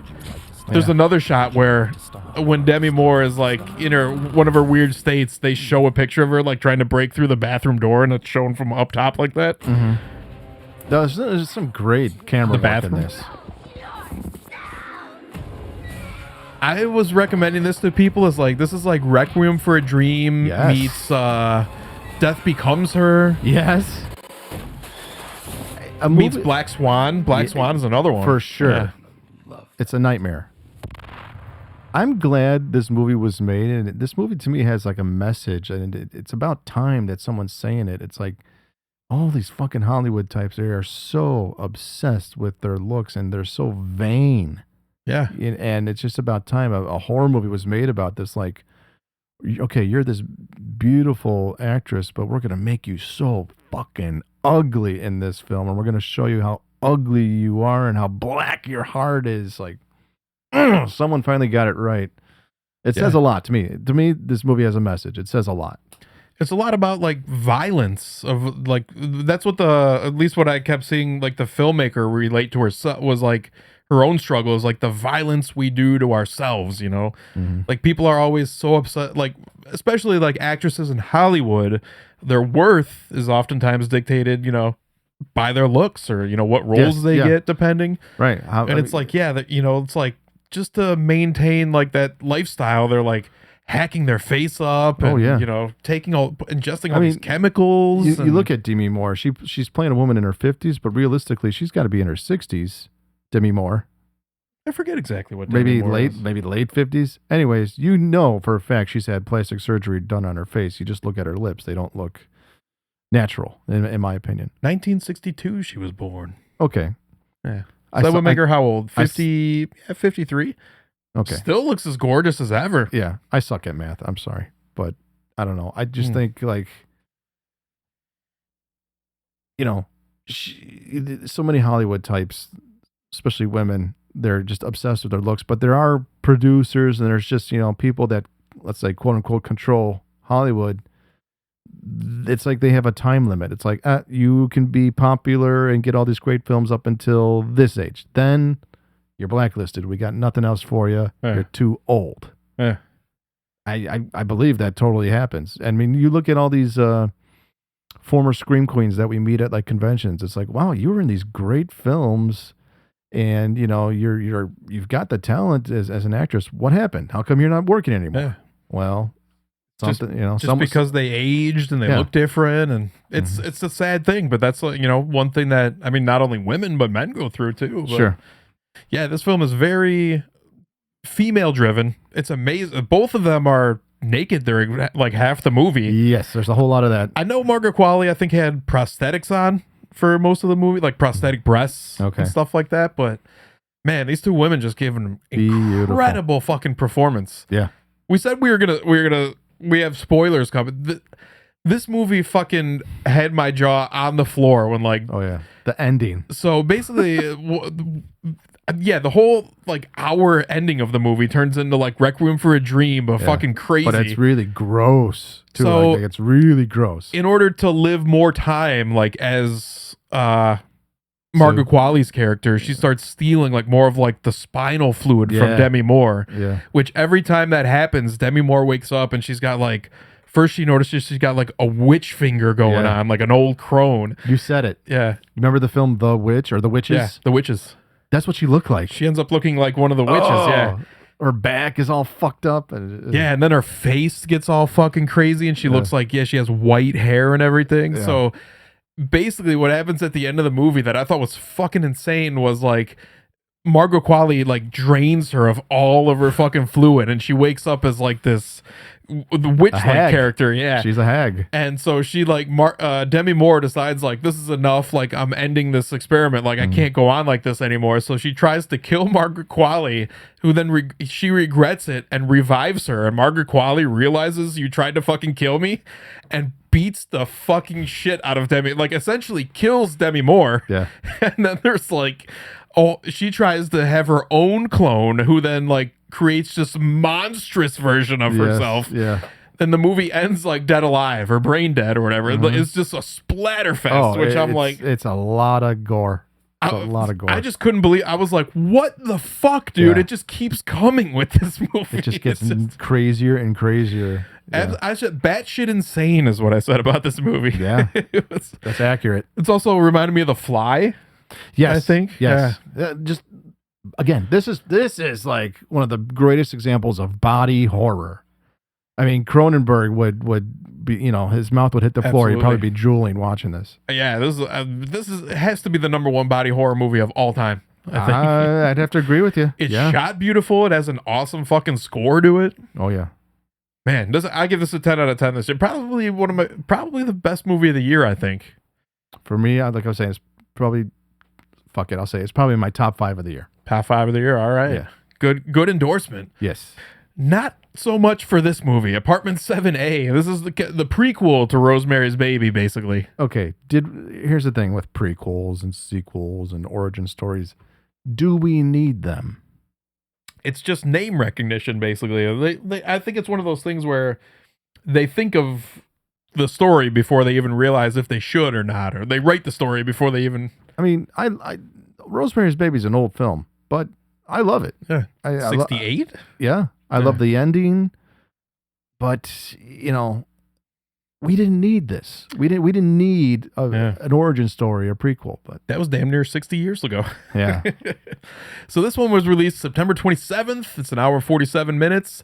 And this is directed by Natalie Erica James, who also did Relic from 2020. I don't know if you remember that with like Ellen Bernstein's in it. It's kind of a movie about dementia. Emily Mortimer. Forget the other female that was in that movie. She was in Dark Shadows. Not important. But this is starring Julia Gardner, Diane West, and Diane Wiest. Yeah. I always fuck up her name. And Jim Sturgis, who I kind of like. And this one takes place in like 1965, I think, in New York. So she usually has curly blonde hair. Yeah, she's the girl from, goddammit, Ozark, who's like, I don't give a shit about fuck. Yeah. Real crass woman. Mm-hmm. But yeah, this is a movie about, it's the woman named Teresa Giannafrio, who you meet in Rosemary's Baby. It's the woman that she's talking to in the basement, like while she's doing laundry. Mm-hmm. But this is she's a dancer and she kind of like needs her own place to stay, so she rents the place from in the Bramford from Roman Cassavet and Minnie Cassavet, the couple from Rosemary's Baby. Mm-hmm. place feels like a first. So yeah, they kind of say like, oh yeah, you need a place to stay, come live here. Well, we have connections in the business. We can help you get parts as a dancer or an actor or whatever you're looking for. This belonged to your old tenant. And it's kind of, it hits all the same beats as Rosemary's Baby, I think. It's not so much a prequel as like a remake with a different ending, kind of. Because if you've seen Rosemary's Baby, you know that she's the woman who falls out of the window. Oh, okay. Yeah. So yeah, despite knowing how this one's going to end, it kind of hits all the same beats as Rosemary's Baby, which kind of makes it unnecessary, if I'm being honest. Maybe I shouldn't have bothered. I didn't think there was a lot of good, like, really horror parts in this with the demon so much. There's something wrong with these people. Or with the devil. When they show the devil, by the way, he's like bejeweled or some shit. He has like diamonds all over him. They did ungodly things to her. A movie like this, they really have to sell it with the acting, because the horror is not enough. There's not even a lot of horror in the original Rosemary's Baby. No. But I thought Mia Farrow's acting was great in Rosemary's Baby. Is she still alive? Mia Farrow, yeah. Everything. The name up in big lights. I think she's another one that's kind of been a little bit Me Too'd or whatever, because she was kind of, I think she came out as kind of being a little bit complicit about like the fucked up shit that Woody Allen did. Oh, yeah. Like she was like, it's not that big of a deal, and like, or like people are like, what are you talking about? Like he has accusations of like molesting their children, I guess. Who's Ronan Farrow? He is, her son, but a lot of people think that he's Frank Sinatra's son, actually. Okay. But I think he's supposed to be like, Woody Allen's or like, and her son, but a lot of people don't think Woody Allen's his actual father, or maybe that's known, I don't know. Weird. Well, it's creepy. He married his adopted daughter. Yeah. Weird. I forget Asian woman. I forget her name. That's kind of strange. He's a strange dude. Woody Allen, he's got some weird accusations behind him. I've seen, I think, some of his films, but I'm sure everybody could recommend one to me. But he himself, I have no interest in seeing anything this guy makes. Annie Hall? Never seen it. I've got to be honest, I can't understand Woody Allen. Like, people are always like, he's a genius. I'm like, these movies fucking suck. Fuck Woody Allen. Yeah, I have no interest. Never been interested, and I don't think I ever will get it. I don't know. Fuck him. Fuck Woody Allen. I mean, I can't identify with a guy like that. Like, even if he is funny and he writes funny, because of who he is and what he's done, I have no interest at all. I think he's another one of those guys too, where like he's even releasing movies like into his like 70s and 80s and shit like that, but his love interest is still 21 years old and shit. It's like not a good look, I don't think. Money talks. Yeah. So what about this? Would you go out with Beezel? I want to say I've seen this one, but I can't remember. I'd take her out on a date. Love those teeth. Yeah, I like her eyes. Beezel. This was released September 20th, an hour and 21 minutes. This is directed by Aaron Fradkin, who also directed two movies, Blood Bites and also Val. I don't know, kind of had an iconic cover. It was like, well, not iconic, but a recognizable one. Like orange cover. It said Val, woman on the cover, and like lingerie. I can't remember exactly what it was about, but I know I saw it. Okay. Craig Robinson is in it, I think. Oh, is Anna Kendrick in that? Might have been. Where he's the devil? Yeah, I think so. I think I've seen that one too. That might have been it. I don't know if Anna Kendrick was Val, but I think that's a different like redheaded woman, but yeah. Maybe I'm thinking of something else. I don't know. We'll have to look it up. But this is about three successive visitors of a New England home who unknowingly step into the nightmarish realm of Beezel, an ageless witch who dwells beneath it and whose existence is intricately entwined with the earth itself. Each new occupant discovers the harrowing truth that lies within the walls of the house. Spanning 60 years, the ill-fated inhabitants succumb to a chilling spiral of tragedy. The unimaginable death of a child acts as a catalyst, unraveling their sanity and inviting malevolence into their lives. Haunting encounters, demonic manifestations, and macabre rituals drive them to the brink of madness, revealing the true extent of Beezel's power and the depths of her depravity. I did not see this. This one had some fucking awesome makeup effects in it. I've made a lot. So this was really cool, and like I said, it's basically like 3 different stories, but each one of them has the witch like winning in the end. It's kind of like a little bit Evil Dead-ish. It's kind of that looks like Evil Dead. There was like, I have to admit, I think it was 2 different scenes in this movie where I'm like, I know something's coming. I know something. Oh my fucking! Like it got me I jumped twice during this movie. Wait a minute. I think we might have talked about this. Maybe I did see this. It does lose a little bit of steam, I think, by like the 3rd act, but this one like starts off in the middle is fucking awesome.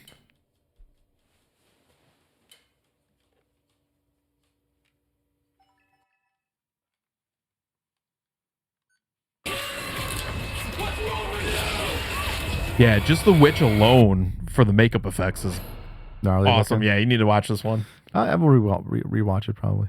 This was, by the way, this was shot in the director's childhood house. So he said he used like the nightmares that he had from his childhood that scared him to kind of make this like the feet under the bed or something. Or that's original. Yeah, definitely. That's an interesting idea, I think. Yes, it is. Yeah, another witch movie. So go watch that. I love them. I love witch films. Love them. Azrael is our next one with Samara Weaving. This was directed by E.L. Katz, who also did episodes of The Haunting of Bly Manor, Swamp Thing, Channel Zero, and Scream the TV series. Not canon in the franchise, by the way. So this was released on September 27th. It's pretty short, about an hour, 26 minutes. And it's from out of Estonia, where it was filmed. Oh, yeah. Estonian. This has like no dialogue in it, by the way. There's a little bit of exposition in the beginning, just how it's about the apocalypse, or the apocalypse happened, I think. But yeah, 0 dialogue in the entire thing, which makes it a little bit hard to follow, but I mean, you kind of get the gist of it. But yeah, this is about basically like a devout female-led cult of mute zealots hunting down this woman, a young woman who has escaped her imprisonment. They catch her in the beginning and are kind of like sacrificing her up to these creatures who are, I don't know, maybe demons? So, recaptured by its ruthless leaders, Azrael is to be sacrificed to pacify an ancient evil that resides deep in the surrounding wilderness, yet she'll stop at nothing to ensure her own survival. Azrael makes a savage bid for freedom as her escape accelerates towards a vicious showdown between the very forces of good and evil. She kind of like, it's like a Rambo at the end. She kind of goes after the cult. Looks like it, yeah. But yeah, these things, they don't explain what they are exactly. If they are demons, if they are like some weird cannibal cult that lives in the woods. But there's other like these black creatures with big long fingernails that kind of come out of the woods and eat people. Cool. Correct me if I'm wrong, Azrael is a demon's name. Yeah, I think you would like the first one, right? That fell? Well, it's kind of like Satan, like Satan's original name. I'd have to go back and read. Maybe. I think. Long time ago, I read the Satanic Bible, and I read the Necronomicon. Well, Lovecraft's version of it, I guess. And, yeah, some interesting reads. Interestingly, though, Satanists don't believe in a literal Satan. That is true. Yeah. They actually, you know who does believe in Satan? Christians. Yeah, that's true. Especially Catholics. A lot of people don't understand that. In Satanism, Satan is basically like, what would you call it? Like a fucking, like an icon that represents like oppression from authority, not so much as like a literal devil from hell. Yeah, it's not. I think people confuse the two of devil worship and Satanism. Not the same thing. Not at all. And it's not even, you can't even call it a religion. It's like a philosophy, a way of life, a way of living. Secular humanism. Sure. As you know, big King Diamond fan. He himself is self-admitted Satanist. He follows Anton Szandor LaVey's version of Satanism. And basically it just means you believe in yourself. and you do what you want. Yeah. Yeah. Kind of like a succubus. So have you heard of this movie? Yeah, here we go. Succubus just came out not too long ago, September 24th. I want to say this was possibly a Shudder movie. I think I watched it on maybe. Rosanna. Yeah, it's they're top billed, but they're like pretty B characters. I bet. It's funny. I bet. So yeah, this is basically this is directed by R.J. Daniel Hanna, who I think it was his first film he made. This is about a new father struggling with fatigue, emotional insecurities, and a failing marriage who joins a dating app only to swipe right on what may be an inhuman presence. That's her. Yeah. I don't know, man. You and Sharon are separated. Yeah, Rosanna Arquette getting up there in age, definitely. I didn't recognize her as the mom originally. I kept being like, who is that? Did you ever see her in Nowhere to Run with Van Damme? I don't think I've seen that one, actually. That was a good one. She looked good in that one.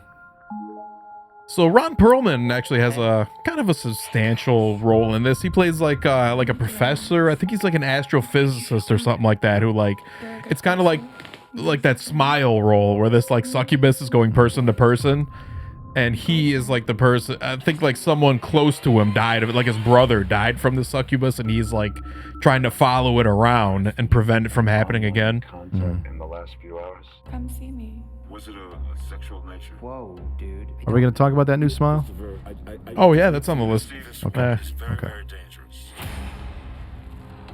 But yeah, this one, I don't know. It has its moments. I think for a movie that's about like a succubus, it could have been sexier. There was no nudity in this. There should have just been some tig old bitties in a movie about succubus. They show some side boob. That's about it. Side boob is all you get. We're going to turn around, you and I. I'm talking about I need spread putting up. Denied. I want to see like almost hardcore porn in a movie about a succubus. Yeah. The Substance had more nudity than this. Yeah. If you knew what I knew, oh my God, you take that gun and you shoot right now. That brunette looks familiar.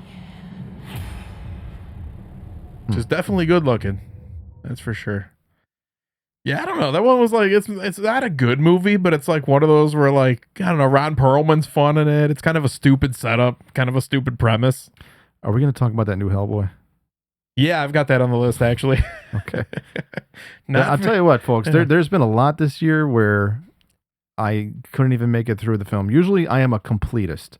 If I start a movie, I have to finish it. But it's happened at least twice this year. I couldn't finish My Old Ass, and I couldn't finish I have gotten to that. I couldn't finish Smile 2. And I really? No. Wow. After Kyle Gallner died, I turned it off. Really? All right. I might give it. That was another really good. I thought that one was better than the first one. Is that right? It's amazing. Yeah. Maybe I'll give it another shot. I really like that one. But what was I saying? Just movies just based on their trailers. I have no interest at all in watching them, and I got to say that new Hellboy, I have no interest in seeing that at all. We'll get to that, but yeah, there have been some where I'm usually, like I said, I have to watch the whole movie, but like there have been a couple recently where I'm like, fuck this, I'm not wasting any more time. God damn it! Right? Don't need to do it. So I don't know if you consider it a waste of time or not, but I don't know. The next one that we're talking about is Salem's Lot. I know a lot of people didn't like it. It was a divisive one. I did like it, but it's absolutely nothing like the original film. This is one Stephen King book that I've actually never read, so I don't know how true this one is to the original. Here's the problem with this film. It's really summed up too fast. You've got basically a giant novel into, just kind of reduced down to what, an hour and a half? Yeah, this was an hour and 54 minutes. Okay. It's not enough. It's not enough to give this book justice. I don't know. That's kind of what I liked about it. I thought it's like a streamlined version of the book where you kind of get all the points, the hot points. Well, that's the thing. You get all the main stuff. You don't really always need to know like what the cook's wife at the diner was doing from fucking Stephen King gets deep sometimes. The main plot points, the main scares. I thought this one delivered. Yeah. The vampire, Mr. Barlow, he looked great. So I've seen the original with David Soul. Love Little it. regrettable they went with CGI on Mr. Barlow though for the whole entire back half of that movie. Yeah. I don't know if I've ever seen Return to Salem's Lot, but I did see the one, I think it was in the 90s with Rob Lowe. I think they haven't seen that one. That was a made-for-TV film. I think it was a remake. But this one, I'll say okay, not bad. Now, do you know who directed this? Gary Dauberman. We've talked about him before because he directed Annabelle Comes Home. Oh, okay. I think that he was a writer on like the Conjuring series, and he wrote a bunch of other stuff. Annabelle Comes Home was, I think, his first movie that he directed. This wasn't bad. Not at all. And this was like supposed to be coming out for like a year before it did, I believe. I've always written stories. Yeah, I don't think I really need to. Every horror fan knows about this one. This is about an author that returns to his hometown of Jerusalem's Lot in search of inspiration for his next book, only to discover that the townspeople are being attacked by a bloodthirsty vampire. Why did you come back? So that's if anything, I think that's probably like my what I thought was best about this movie is it's kind of just like a streamlined story. It's like sometimes you want to watch like, oh yeah, I'm gonna watch like a cool vampire thing, but I don't got like 4 hours to watch the original Salem's Lot, you know? You got to put some time into it. Yeah. But this one was great. It had some spooky moments. I thought this scene, the window scene, could have been done a little better. That's my favorite part from the original. Was the window scene where the little kid is like, "Let me in, let me in," tapping on it. But there was a cool scene in this one, yeah, where the kid is like in the treehouse, and he looked like there's all the other little kids outside there, like inside the trees. They used to tell us stories about this place. You have no idea. And the original one too, like their house at the end is so like Texas Chainsaw Massacre. There's bones and feathers on the floor and shit. Is this guy's name Bill Camp? Yes. Great character actor. Everything that he's in, he's amazing in. Yeah. This is not a disease. Alfre Woodard, I believe is her name. Mm-hmm.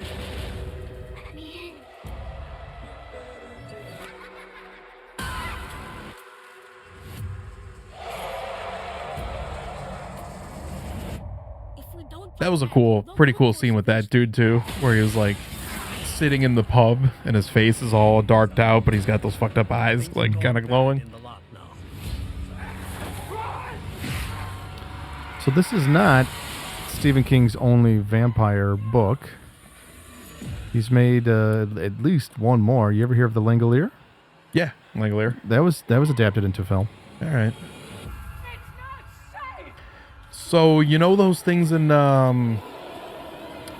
Dr. Sleep, like Rose the Hat, who they're always like sucking stuff out of people. The essence. They're basically like a form of vampires. Oh. In the book, Dr. Sleep, there is a crazy fucking I forget if it was like a scene or like a mention or whatever like that, but there's a thing where like they say like on September 11th, like all those vampires were like downtown sucking all the people's souls out because it was just like an abundance of energy leaking everywhere. It was like they're getting drunk in the fucking on 9/11 off people's misery. It's Stephen King writes some fucked up shit sometimes. He does. To go inside that guy's mind. Oh my God. Man, but yeah, I'd say Salem's Lot is definitely worth it. I'll co-sign for Salem's Lot. Yeah. I thought this was a good one. Not bad. So one thing I really didn't like, and I know Sal didn't like this either, was Hold Your Breath. Did you see this? Don't think so. This is starring Sarah Paulson, who's no stranger to horror, but also Eben Moss Backrack. Both of them were in The Bear together. Probably recognize them when you see them, but yeah, I don't know. This one was just not very good. It's set in 1930s Oklahoma amid the region's horrific dust storms. A woman is convinced that a sinister presence is threatening her family. Like, it's kind of a mix between they think there's like an actual drifter that's killing people, but they also think there's kind of like a phantom or something that's coming through the dust. Honestly, not a very good movie.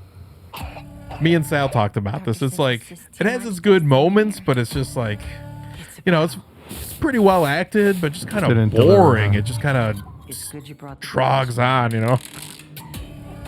Why is that? guess you haven't heard about Not very good. So we do it on every episode, but I think, yeah, we're going to skip this one. We don't got to watch the whole trailer of that. That's all right. Kind of the same thing a little bit with House of Spoils. So you heard of this one? This is a Prime movie. This is released October 3rd. This is on Prime. I think I said that. Yeah, starring Ariana DeBose, Barbie Ferreira, Aaron Moorhead, and Martin. I always fuck up this guy's name. Is it Sokas? He was in like Cuckoo, the father in Cuckoo. You probably see him if you recognize him in here. Him. Yeah, but this tells the story of a chef, a chef who opens her first restaurant where she battles kitchen chaos, a dubious investor, and self-doubt. But the pressure heats up thanks to the spirit of the estate's previous owner, a witch and her coven who threaten to sabotage her. I think that premise sounds a little more sinister than it really is. Like, the witches are kind of angry at her because she's not helping feed the earth. Like, she's kind of taking these things that are making her famous from around the property. But the witches want her to, like, they're kind of peaceful witches, but they want her to, like, give something back to the land, you know? Instead of just taking from it. So they start to, like, rot all of her food, kind of haunt her a little bit. There's, like, ghost, you know, she sees shit going on. It's a Blumhouse movie. Okay. Not a great movie, but I thought this was, like, it could have been a lot better than it was. I'm great. I don't know, man. Chefs that cook with flowers. I'm not gonna eat a fucking flower. No, some of these cooks, like, on this level are bullshit. Yeah. I'm gonna say. Yeah. I can go pick a dandelion out of my yard and throw it in a frying pan and be like, I'm 5-star chef, you know? Like, I've heard from, like, people who've eaten, like, at that 5-star restaurant, you know, in the city called Alina, whatever it is. I don't know it. Oh, man. It's, like, people say, it's one of those things, too, where, like, you go and they throw some chocolate sauce on the fucking table and it's like, scrape that off. That's your dinner. It's like, it's supposed to, it's real art house fucking shit like that. You know, gastroenternomics or whatever the fuck that is. My ass, dude. Like, they give you a bubble that's made out of sugar and they're like, there you go. That's your fucking... I can get a $10 steak at a diner and be happy. A lot of people say they go and pay like $400 for this meal. My ass. And then on the way home, they stop at Wendy's or something, you know? $400 for what? You ever see these guys that like they blow air at you and it's supposed to be edible air? That's like that. That's what that like Alina place is. Yeah. Get the fuck out of here. So I don't know. This movie kind of steals, like, it has kind of like those same ideas for, like, you know, for being a chef as like The Menu had, but it's just like not as good of a movie with witches. Nah. So yeah, you could probably skip that one. I mean, if you're looking for something, it's not terrible. You could watch worse. But I actually kind of like. I know Sal. I will say Sal did not like this one at all. He said this was slow. Yeah. Didn't do nothing for him. It is a slow burn. I did like this. I really like the ending too. I liked it too. This was another one I was talking about that was fully loaded with everybody. It has it stars Krazy Fox, who she's the mom at the beginning of Terrifier 3, by the way. Did you know that? The mom in this? Oh, I did not know that. She's the mom in Terrifier 3 that gets killed in the beginning with the axe. Okay. It also stars John Sklarloff. He's the monster there. Mm-hmm. It has Barbara Crampton, Heather Langenkamp, Chaz Bono, and Bonnie Aarons in this. That's right. And Bonnie Aarons is not the monster. She plays just a regular mom. Yeah. But she's a bitch. Yeah, a little bit. So that's right. An hour and 45 minutes. This is Barbara was great in this. Yeah, Barbara Crampton. She plays like the social worker. I forget. Yeah. Chaz Bono was in this. Yeah. This is directed by Spider One, who is the brother of Rob Zombie and the lead singer of Power Man 5000. If you remember that. Get up, drop the bombshell. Yeah, I forgot that fucking song. Power Man 5000. New metal. Wow. So this one, the story is in a desperate attempt to protect your 10-year-old daughter, a young widow allows a nightmarish monster to slowly eat her alive. And this one is like, I think it's easy to be confused that this is a vampire movie, but they make it even the director has said directly it's not a vampire. It's like he's just a monster. It's like some form of a monster that is feeding on her through blood or. Okay. Yes. Okay. Cher produced this. You hear it too, right? Oh yeah, that's why Chaz Bono's in it, probably. Yeah, probably. Okay, this actress I did like. Yeah, she was good. Body horror. I liked this movie too. It was like I didn't think it was I mean, it's a little bit of a slow burn. You wouldn't believe some of the things. But basically, yeah, the mother has like sent the kid away so the monster like won't eat her. Right. Because the monster like will fully eat a human being, Yes. as we see in the movie. But I like how this, it's just there. It's just always been there. You don't need a backstory or anything. It's just the movie starts out, monster's there. Yeah. And he's got some fucking awesome effects on him too. Yeah. Great makeup. No need to be afraid. That was a cool part when he comes to the door. Mm-hmm. So Spider One, not bad. So the ending of this movie, I was wondering, is like, so the ending of this movie is like the woman kind of tells the monster to get out or whatever. Like he's got to leave. She's not feeding on her no more. Mm-hmm. He leaves, and then she gets her daughter back. The monster comes back to the house one night, like knocking on the door, and the little girl lets him in. And then instead of killing the family, like the little girl kills the monster, and they both start eating him. Yes. And at first I was like, what the fuck was that about? Then I'm thinking about it. I'm like, was this what you came to too? It's the monster is basically an allegory for like addiction. Kind of like that movie, The Monster. Like she sends her daughter away because she's having problems. I think it's like, I don't know if there's an actual monster in the movie as it is just like an allegory for addiction, basically. Maybe there is it's two different, like you could look at it in two different ways, but you'd think the guy's a vampire because he kind of looks like one, but he's hiding in a closet in the dark. So I automatically think, okay, can't be around sunlight. But right there, the sun is on his face because when they open the closet door, Yeah, and is he supposed to be, if he's all powerful, what is he doing hiding away like this? Why does he come out at night? He says a couple of times too that he has like, if he leaves, she'll lose her special power or something like that, like the influence that he has over her. I wasn't sure. Like I said, I think it's like this is about drug addiction, basically, this movie. Maybe it's supposed to be like that. I don't know. Maybe haven't found many people to corroborate that, but let us know what you think. LastTheHeroesOfHorror@gmail.com. Yes. Drop us an email.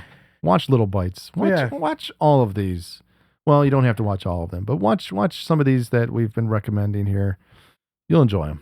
Yeah. But it was cool to see Bonnie Aarons with just a normal speaking role for once. Right. Where she had no monster makeup on or anything like that. She's a handsome woman. Yeah. I would like to meet her at a convention. She would be, she seems fun. Yeah. I always see her, like I follow Barbara Crampton, I think her too on Instagram. They always seem like they're partying with each other and hanging out. So, speaking of partying, Frankie Freako. This is so fun. I'm sorry, man. I maybe I got to give this one another try. I turned it off. It was a weird one. This is directed by Steven Kostanski, who also directed Psycho Goreman, Leprechaun Returns, and The Void, which is one of these is not like the other. Yeah, as I said, I really like Psycho Goreman a lot. Void was cool from what I remember, but maybe I got to give this one another try. I did turn it off. Really? This is released October 4th out of Canada. It's an hour and 25 minutes, and I just thought this one was like, it's a fun, stupid ass movie to have fun with. I don't know. It's about a young workaholic yuppie named Connor who's in an existential rut. Like his wife keeps saying, like, what is he's too vanilla or he's too plain or something, but she loves him still. Until one night he catches a bizarre ad for a party hotline hosted by a strange dancing goblin, Frankie Freako. Yeah! He's like, we're gonna party! Until one day. It's so weird. It's so silly. So tell me, is this fucked up that like, I had to like read through the cast and I was like, wait a minute, Keith David is not Frankie Freako? I thought that was Keith David playing the role of Frankie. It looks just like Keith David, doesn't it? Maybe I'm crazy. I don't know.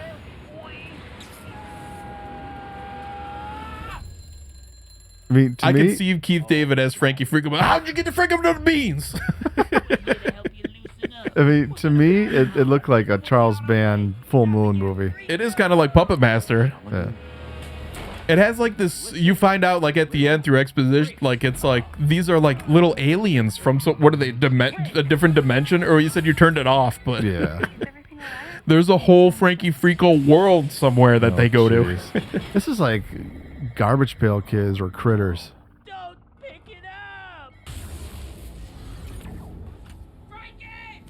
I love. They got this one puppet who's like, he's got something fucked up going on with his head, and all he could say is, "Shabadoo." Like he gets half his fucking like body chopped off, and he's like, "Shabadoo." Like, I want to like this. It looks funny, but I don't know. I turned it off. It's like a comedic puppet master. But they love to party. Frankie Freako. That's awesome when his face becomes like the demon angry face too. He's a keeper. Again, not the best movie, but I had fun with it. I like Frankie Freako. I gotta give it another try. You think Sal would like that one? Oh, for sure, yeah. Yeah. So we're also doing VHS Beyond. Yes. Yeah, this was cool. Okay, October 4th this came out. Very good.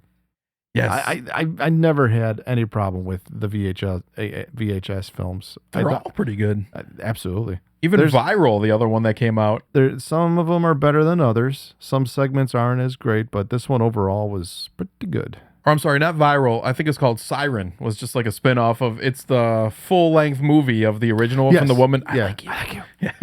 I've met her before. Hannah something. Yeah, she was also in another story somewhere along the way in there. But basically, this one is basically the plot of this one is with humankind's never-ending need to find signs of alien life in mind. Inspired filmmakers with vivid imaginations and low budgets offer a new collection of otherworldly nightmares, using Jay Cheel's Adduction as a wraparound story. The anthology starts with Jordan Downsky's Stork, where a spate of unsolved infant abductions lures a heavily armed police unit into a hell house and certain doom. That one's almost kind of like a video game. In the following episode, Vitat Pal's Dream Girl portrays that art goes hand in hand with sacrifice. There's a pop star who is turns out to be like a demon of some sorts. Then in Justin Martinez's Live and Let Dive, a daredevil skydiver, Zach and his friends pay with their lives when they discover that the aliens are not coming, they're already here. Next up, in Justin Long's and Kristen Long's, him and his brother made this fur baby segment. I didn't like that one, actually. It's an animal rights activist bent on exposing doggy daycare owner Becca's shady business come face to face with a four-legged terror beyond comprehension. It's kind of like a Tusk ripoff, that one. Mm-hmm. And then finally, in Kate Siegel's, that's Mike Flanagan's wife, by the way, Stowaway, a woman leaves her daughter to make a documentary about ETs in the Mojave Desert. When she finds an alien spacecraft, she sneaks in with tragic consequences. Yeah, that one was cool. They're in the cornfield. Yeah. I thought that one, Kate Siegel's, was probably, as Mike Flanagan's stories always are, which it was written by Mike Flanagan, that one probably has to be the most fucked up entry in the whole entire series, I think. Like, if you really recognize what's happening in there. Like, she gets aboard the alien spacecraft, and the whole thing of it is, it's like, if the alien, were to happen to cut itself or something like that, the spacecraft heals it up right away. Yeah, I do remember that. What's happening is she's, taking, jumps of, billions of light years, and it's, rearranging her whole body, and the spacecraft is putting her back together in weird, painful ways. And that's happening over and over again. The fucked up part about that is just the existential horror of that is by the time she's already made her first jump, everybody she knows is dead on Earth a billion years. So is this the third? No, this is probably the fourth or fifth VHS film. This is 7 or 8, I think. Really? Yeah. No, there hasn't been that many. There's been, I think it was VHS 1, VHS 2. There was VHS Viral. There's VHS 85. There was Beyond. Oh, I think 6 or I think this is 6. 6. Okay. Every couple years they keep. I'm sorry. Was there a 90s one? I know there was a 85. Maybe not. No, 85 was the last one. Yeah, this is probably the 6th film. Yeah, 6. I like how they release these new ones every couple of years. And if they just keep making stuff like this, like the anthology, I think they're super fun. Yeah. These are great. Yeah. Yeah, and there was always like awesome film. 85 had some like big filmmakers in it too. Mike Flanagan's a big kid. That's cool. I mean, Kate Segal directed it, but I mean, she's great. You got to love her in everything she's in, like Haunting of Hill House again. She was amazing in the one that just came out. Was she in Hush? It was the Edgar Allan Poe one. I forget the name of it. The House of Usher. She was really good in. Okay. Hush? Yeah, Hush. I did like Hush. Hush is just getting its first like Blu-ray release too. It was never, because I guess they were talking about that on some podcast I heard them both on, where they were saying like, that's the one where she's hearing impaired, right? Yeah.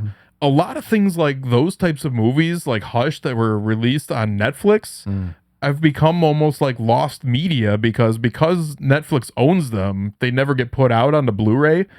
So some of these films, like once they go off Netflix, almost die in obscurity because they're not allowed to be put on Prime, or, you know, it's like basically like she was talking about it as like the one thing that like kept people knowing about Hush is like torrenting and downloading and stuff. Like people like, how do I find this movie? And they're like, I don't know, download it. Like, wow. Like we can't even tell you where to go to fully purchase it, you know, if we wanted to. So it's like finally being released. So with her husband, she's worked on a couple of his projects. Oh yeah, definitely. Yeah, she's in pretty much everything he's in that he's made. Yeah. So another movie I watched was It's What's Inside as part of my October horror movies. This is kind of like a sci-fi thing. This is released October 4th. It's an hour and 43 minutes out of the United States, directed by Greg Jardin. This is kind of, I would describe this as kind of like Freaky Friday meets Bodies Bodies. Okay, I've seen this trailer. The one guy looks so familiar. Yeah, he's been in a couple movies as kind of like the weird, like in comedy with that guy. Yeah. Do you know him? Yeah, let me pull up what's his name. Trying to think, what else have I seen him in? Bro, that's like telling Nikki not to breathe and shit. Wait, Forbes. Bodies. I've never watched. You want to take these electrodes. His name is David Thompson. Okay. He was in The Boys, The Green Room. Green Room. He was like the interviewing guy. Yeah, the guy in the beginning. I knew I recognized him. Yeah. Fear Street he was also in. Panic. Gotham. This just transfers Lots of movies. Oh my god. But this is a pretty cool movie. This is about a group of friends who gather for a pre-wedding party that descends into an existential nightmare when an estranged friend arrives with a mysterious game that awakens long-hidden secrets, desires, and grudges. Basically, it like switches their consciousness from like body to body. See that? That's my body. This game is kind of hot. So of course it like turns into a fucked up movie where like, you know, of course someone dies, and then they're, you know, the one person's like, well, that's my fucking body. I can't go back into, you know, like a dead body. So then they all try and find, well, you know, am I going to stay in your body? Should I have my own body back? And they kind of start turning against each other. Naturally, like they're all like sleeping with each other, or there's some back. It's a little bit of a confusing story because you're trying to like get exposition and find this backstory while also keeping track of like who is in a different body now and who these characters are. Interesting. Yeah. Not a bad movie though. Wasn't a big fan of like some of the music choices they used in it, but that's just me. So he was in Green Room. Yeah. Tell you what, that one is definitely worth a rewatch. Yeah. I got to see that one again. That's weird. That's the second time it's come up in this episode. Yeah. It's a good movie. I kind of forgot about it. Was that Ben Kingsley in that? No, that was Patrick Stewart. Patrick Stewart. Yeah. As a fucking neo-Nazi leader. Weird. That was one of the last films that Anton Yelchin made. Yeah, sad. He died young. Bummer. Yeah. Yeah, he was like it was like a for real freak accident too. Like he jumped out of the car thinking it was in park, ended up running out to grab his mail. He got pinned down. Car crushed him. Yeah. Crazy. Fucked up. He would have been a good actor, I think, like in his, you know, moving on. He would have been in some serious roles. He made some good ones, man. What was the one where he was like a monster slayer? Something Charlie? Or, oh man, no, I think I know the one you're talking about, but it was Tony. Actually, yeah, that was a different movie. I was thinking he was also in the remake of God damn it, what was that with Colin Farrell? Fright Night. That's right. Yeah. That was a pretty good movie. He started out Not bad. on Curb Your Enthusiasm as well.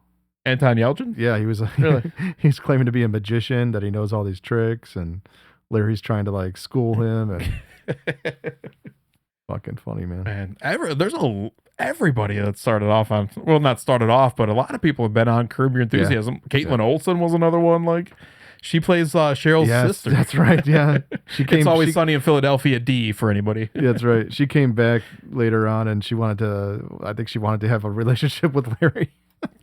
She's fucked up. So, we're just about at 2 hours. I'm not sure if you want to, do we end it there or do we keep going? What do you want to? Why don't we do one more? All right. I think it's a pretty decent one to leave off on. Krazy House. Yes. This is starring Nick Frost and Alicia Silverstone. Yeah. This is I think you would say Dutch, right? It's from the Netherlands. I think it is. Yeah. So this is directed by Stefan Haars and Flip van der Krul. Fuck that up. Flip van der Krul. Okay, let me say something about this. The movie starts out good. It's got some good points to it, but it loses steam, and I did lose interest in it. I completed this. I did watch the whole thing, and the ending is okay, but it does slow down. Spoiler, the one part that I know I always kind of put this in there, but the one part that fucked me up is this one Russian is just like looks at the fucking dog and blows his fucking head off with a shotgun. Yeah, and I was like, happy. what the fuck, dude? No. That was not cool. That did not need to be in there. Fucking Russians. No. That was fucked up. But basically, the plot of this movie is it's set in the 1990s. Krazy House follows a religious homemaker, Bernie, and his sitcom family. When Russian workers in Bernie's house turn out to be wanted criminals, Bernie has to man up and save his imprisoned family while slowly going crazy. And you kind of come to learn, like, throughout the movie that Nick Frost is, like, his character has created this sitcom in his mind as kind of a way to deal with his dysfunctional, fucked up family. Yes. So, like, all the sitcom portions are kind of taking place in his, like, in his head. I like his American accent. Yes, but you come to find out that all these workers are entirely real, like, in the plot of the movie, but they're fucked up. Like, they're all smoking meth, and, like, the one's fucking his daughter. Yes.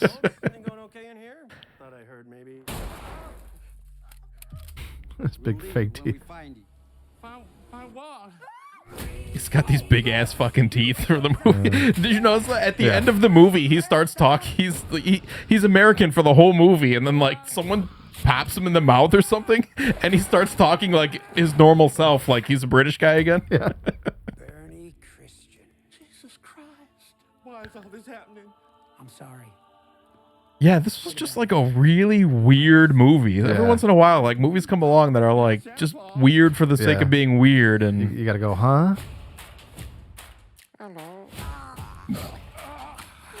Yeah, Alicia Silverstone was great in this too. She looked great. Yeah. I haven't seen her in a while. I mean, you want to talk about like how the substance relates to that? Alicia Silverstone was a person who stopped acting for a long time because I think when she said she was in the Batman, and like, I mean, she was looking good in the Batman, but like people said she got a lot of shit for like people said she was fat. No. And she like it got to her head like she stopped acting for a long time because of that. I think that movie probably killed her career because the movie sucked. Probably. But yeah, she said it fucked with her head for a long time. She stopped making movies until pretty recently. She was in the Lodge. She blows her fucking head off. Yeah. So, the next one I had on this list is the Joker, but I know Sal's going to have some stuff to say about that. So maybe this is a good I did watch kind of. I was going to ask. I did watch it. Man, oh man, did I fucking hate it. Yeah. So maybe I kept expecting it to be something better, something good, like waiting for something like cool to happen. I don't care about all the fucking singing, but just the ending was just like, what? That's it? Kind of, yeah. It's like, but I don't know, to be honest with you, like, I didn't think this was as bad as people were. I heard people shitting on this hardcore, and then I watched it and I was like, I don't think it really deserves all the hate that it gets. I don't know. It's like, I don't know. Well, maybe we'll discuss that with Sal when we're here. Yeah, so it is not good. It is not good. Yeah, not. I don't know. It wasn't great, not by any stretch of them, but I could see like what they were kind of going for the whole thing. So, folks, we got a ton more to talk about, and we're gonna wait until the next episode, hopefully soon, when Sal gets back with us. But thank you all for watching and liking us, on subscribing to us, listening to us, downloading, streaming. We are on Facebook, Instagram, iTunes, Spotify, YouTube. Definitely YouTube. Go on there. You're watching us on YouTube now. Hi. Probably our number one spot. Yeah, hit us up on there. I always tell people, check us out on YouTube, because then you could actually see what we're talking about. And you got to admit, Sam. I upload the video portions to Spotify too. Awesome. I think you might have to be like a YouTube subscriber to actually see it, but I don't know.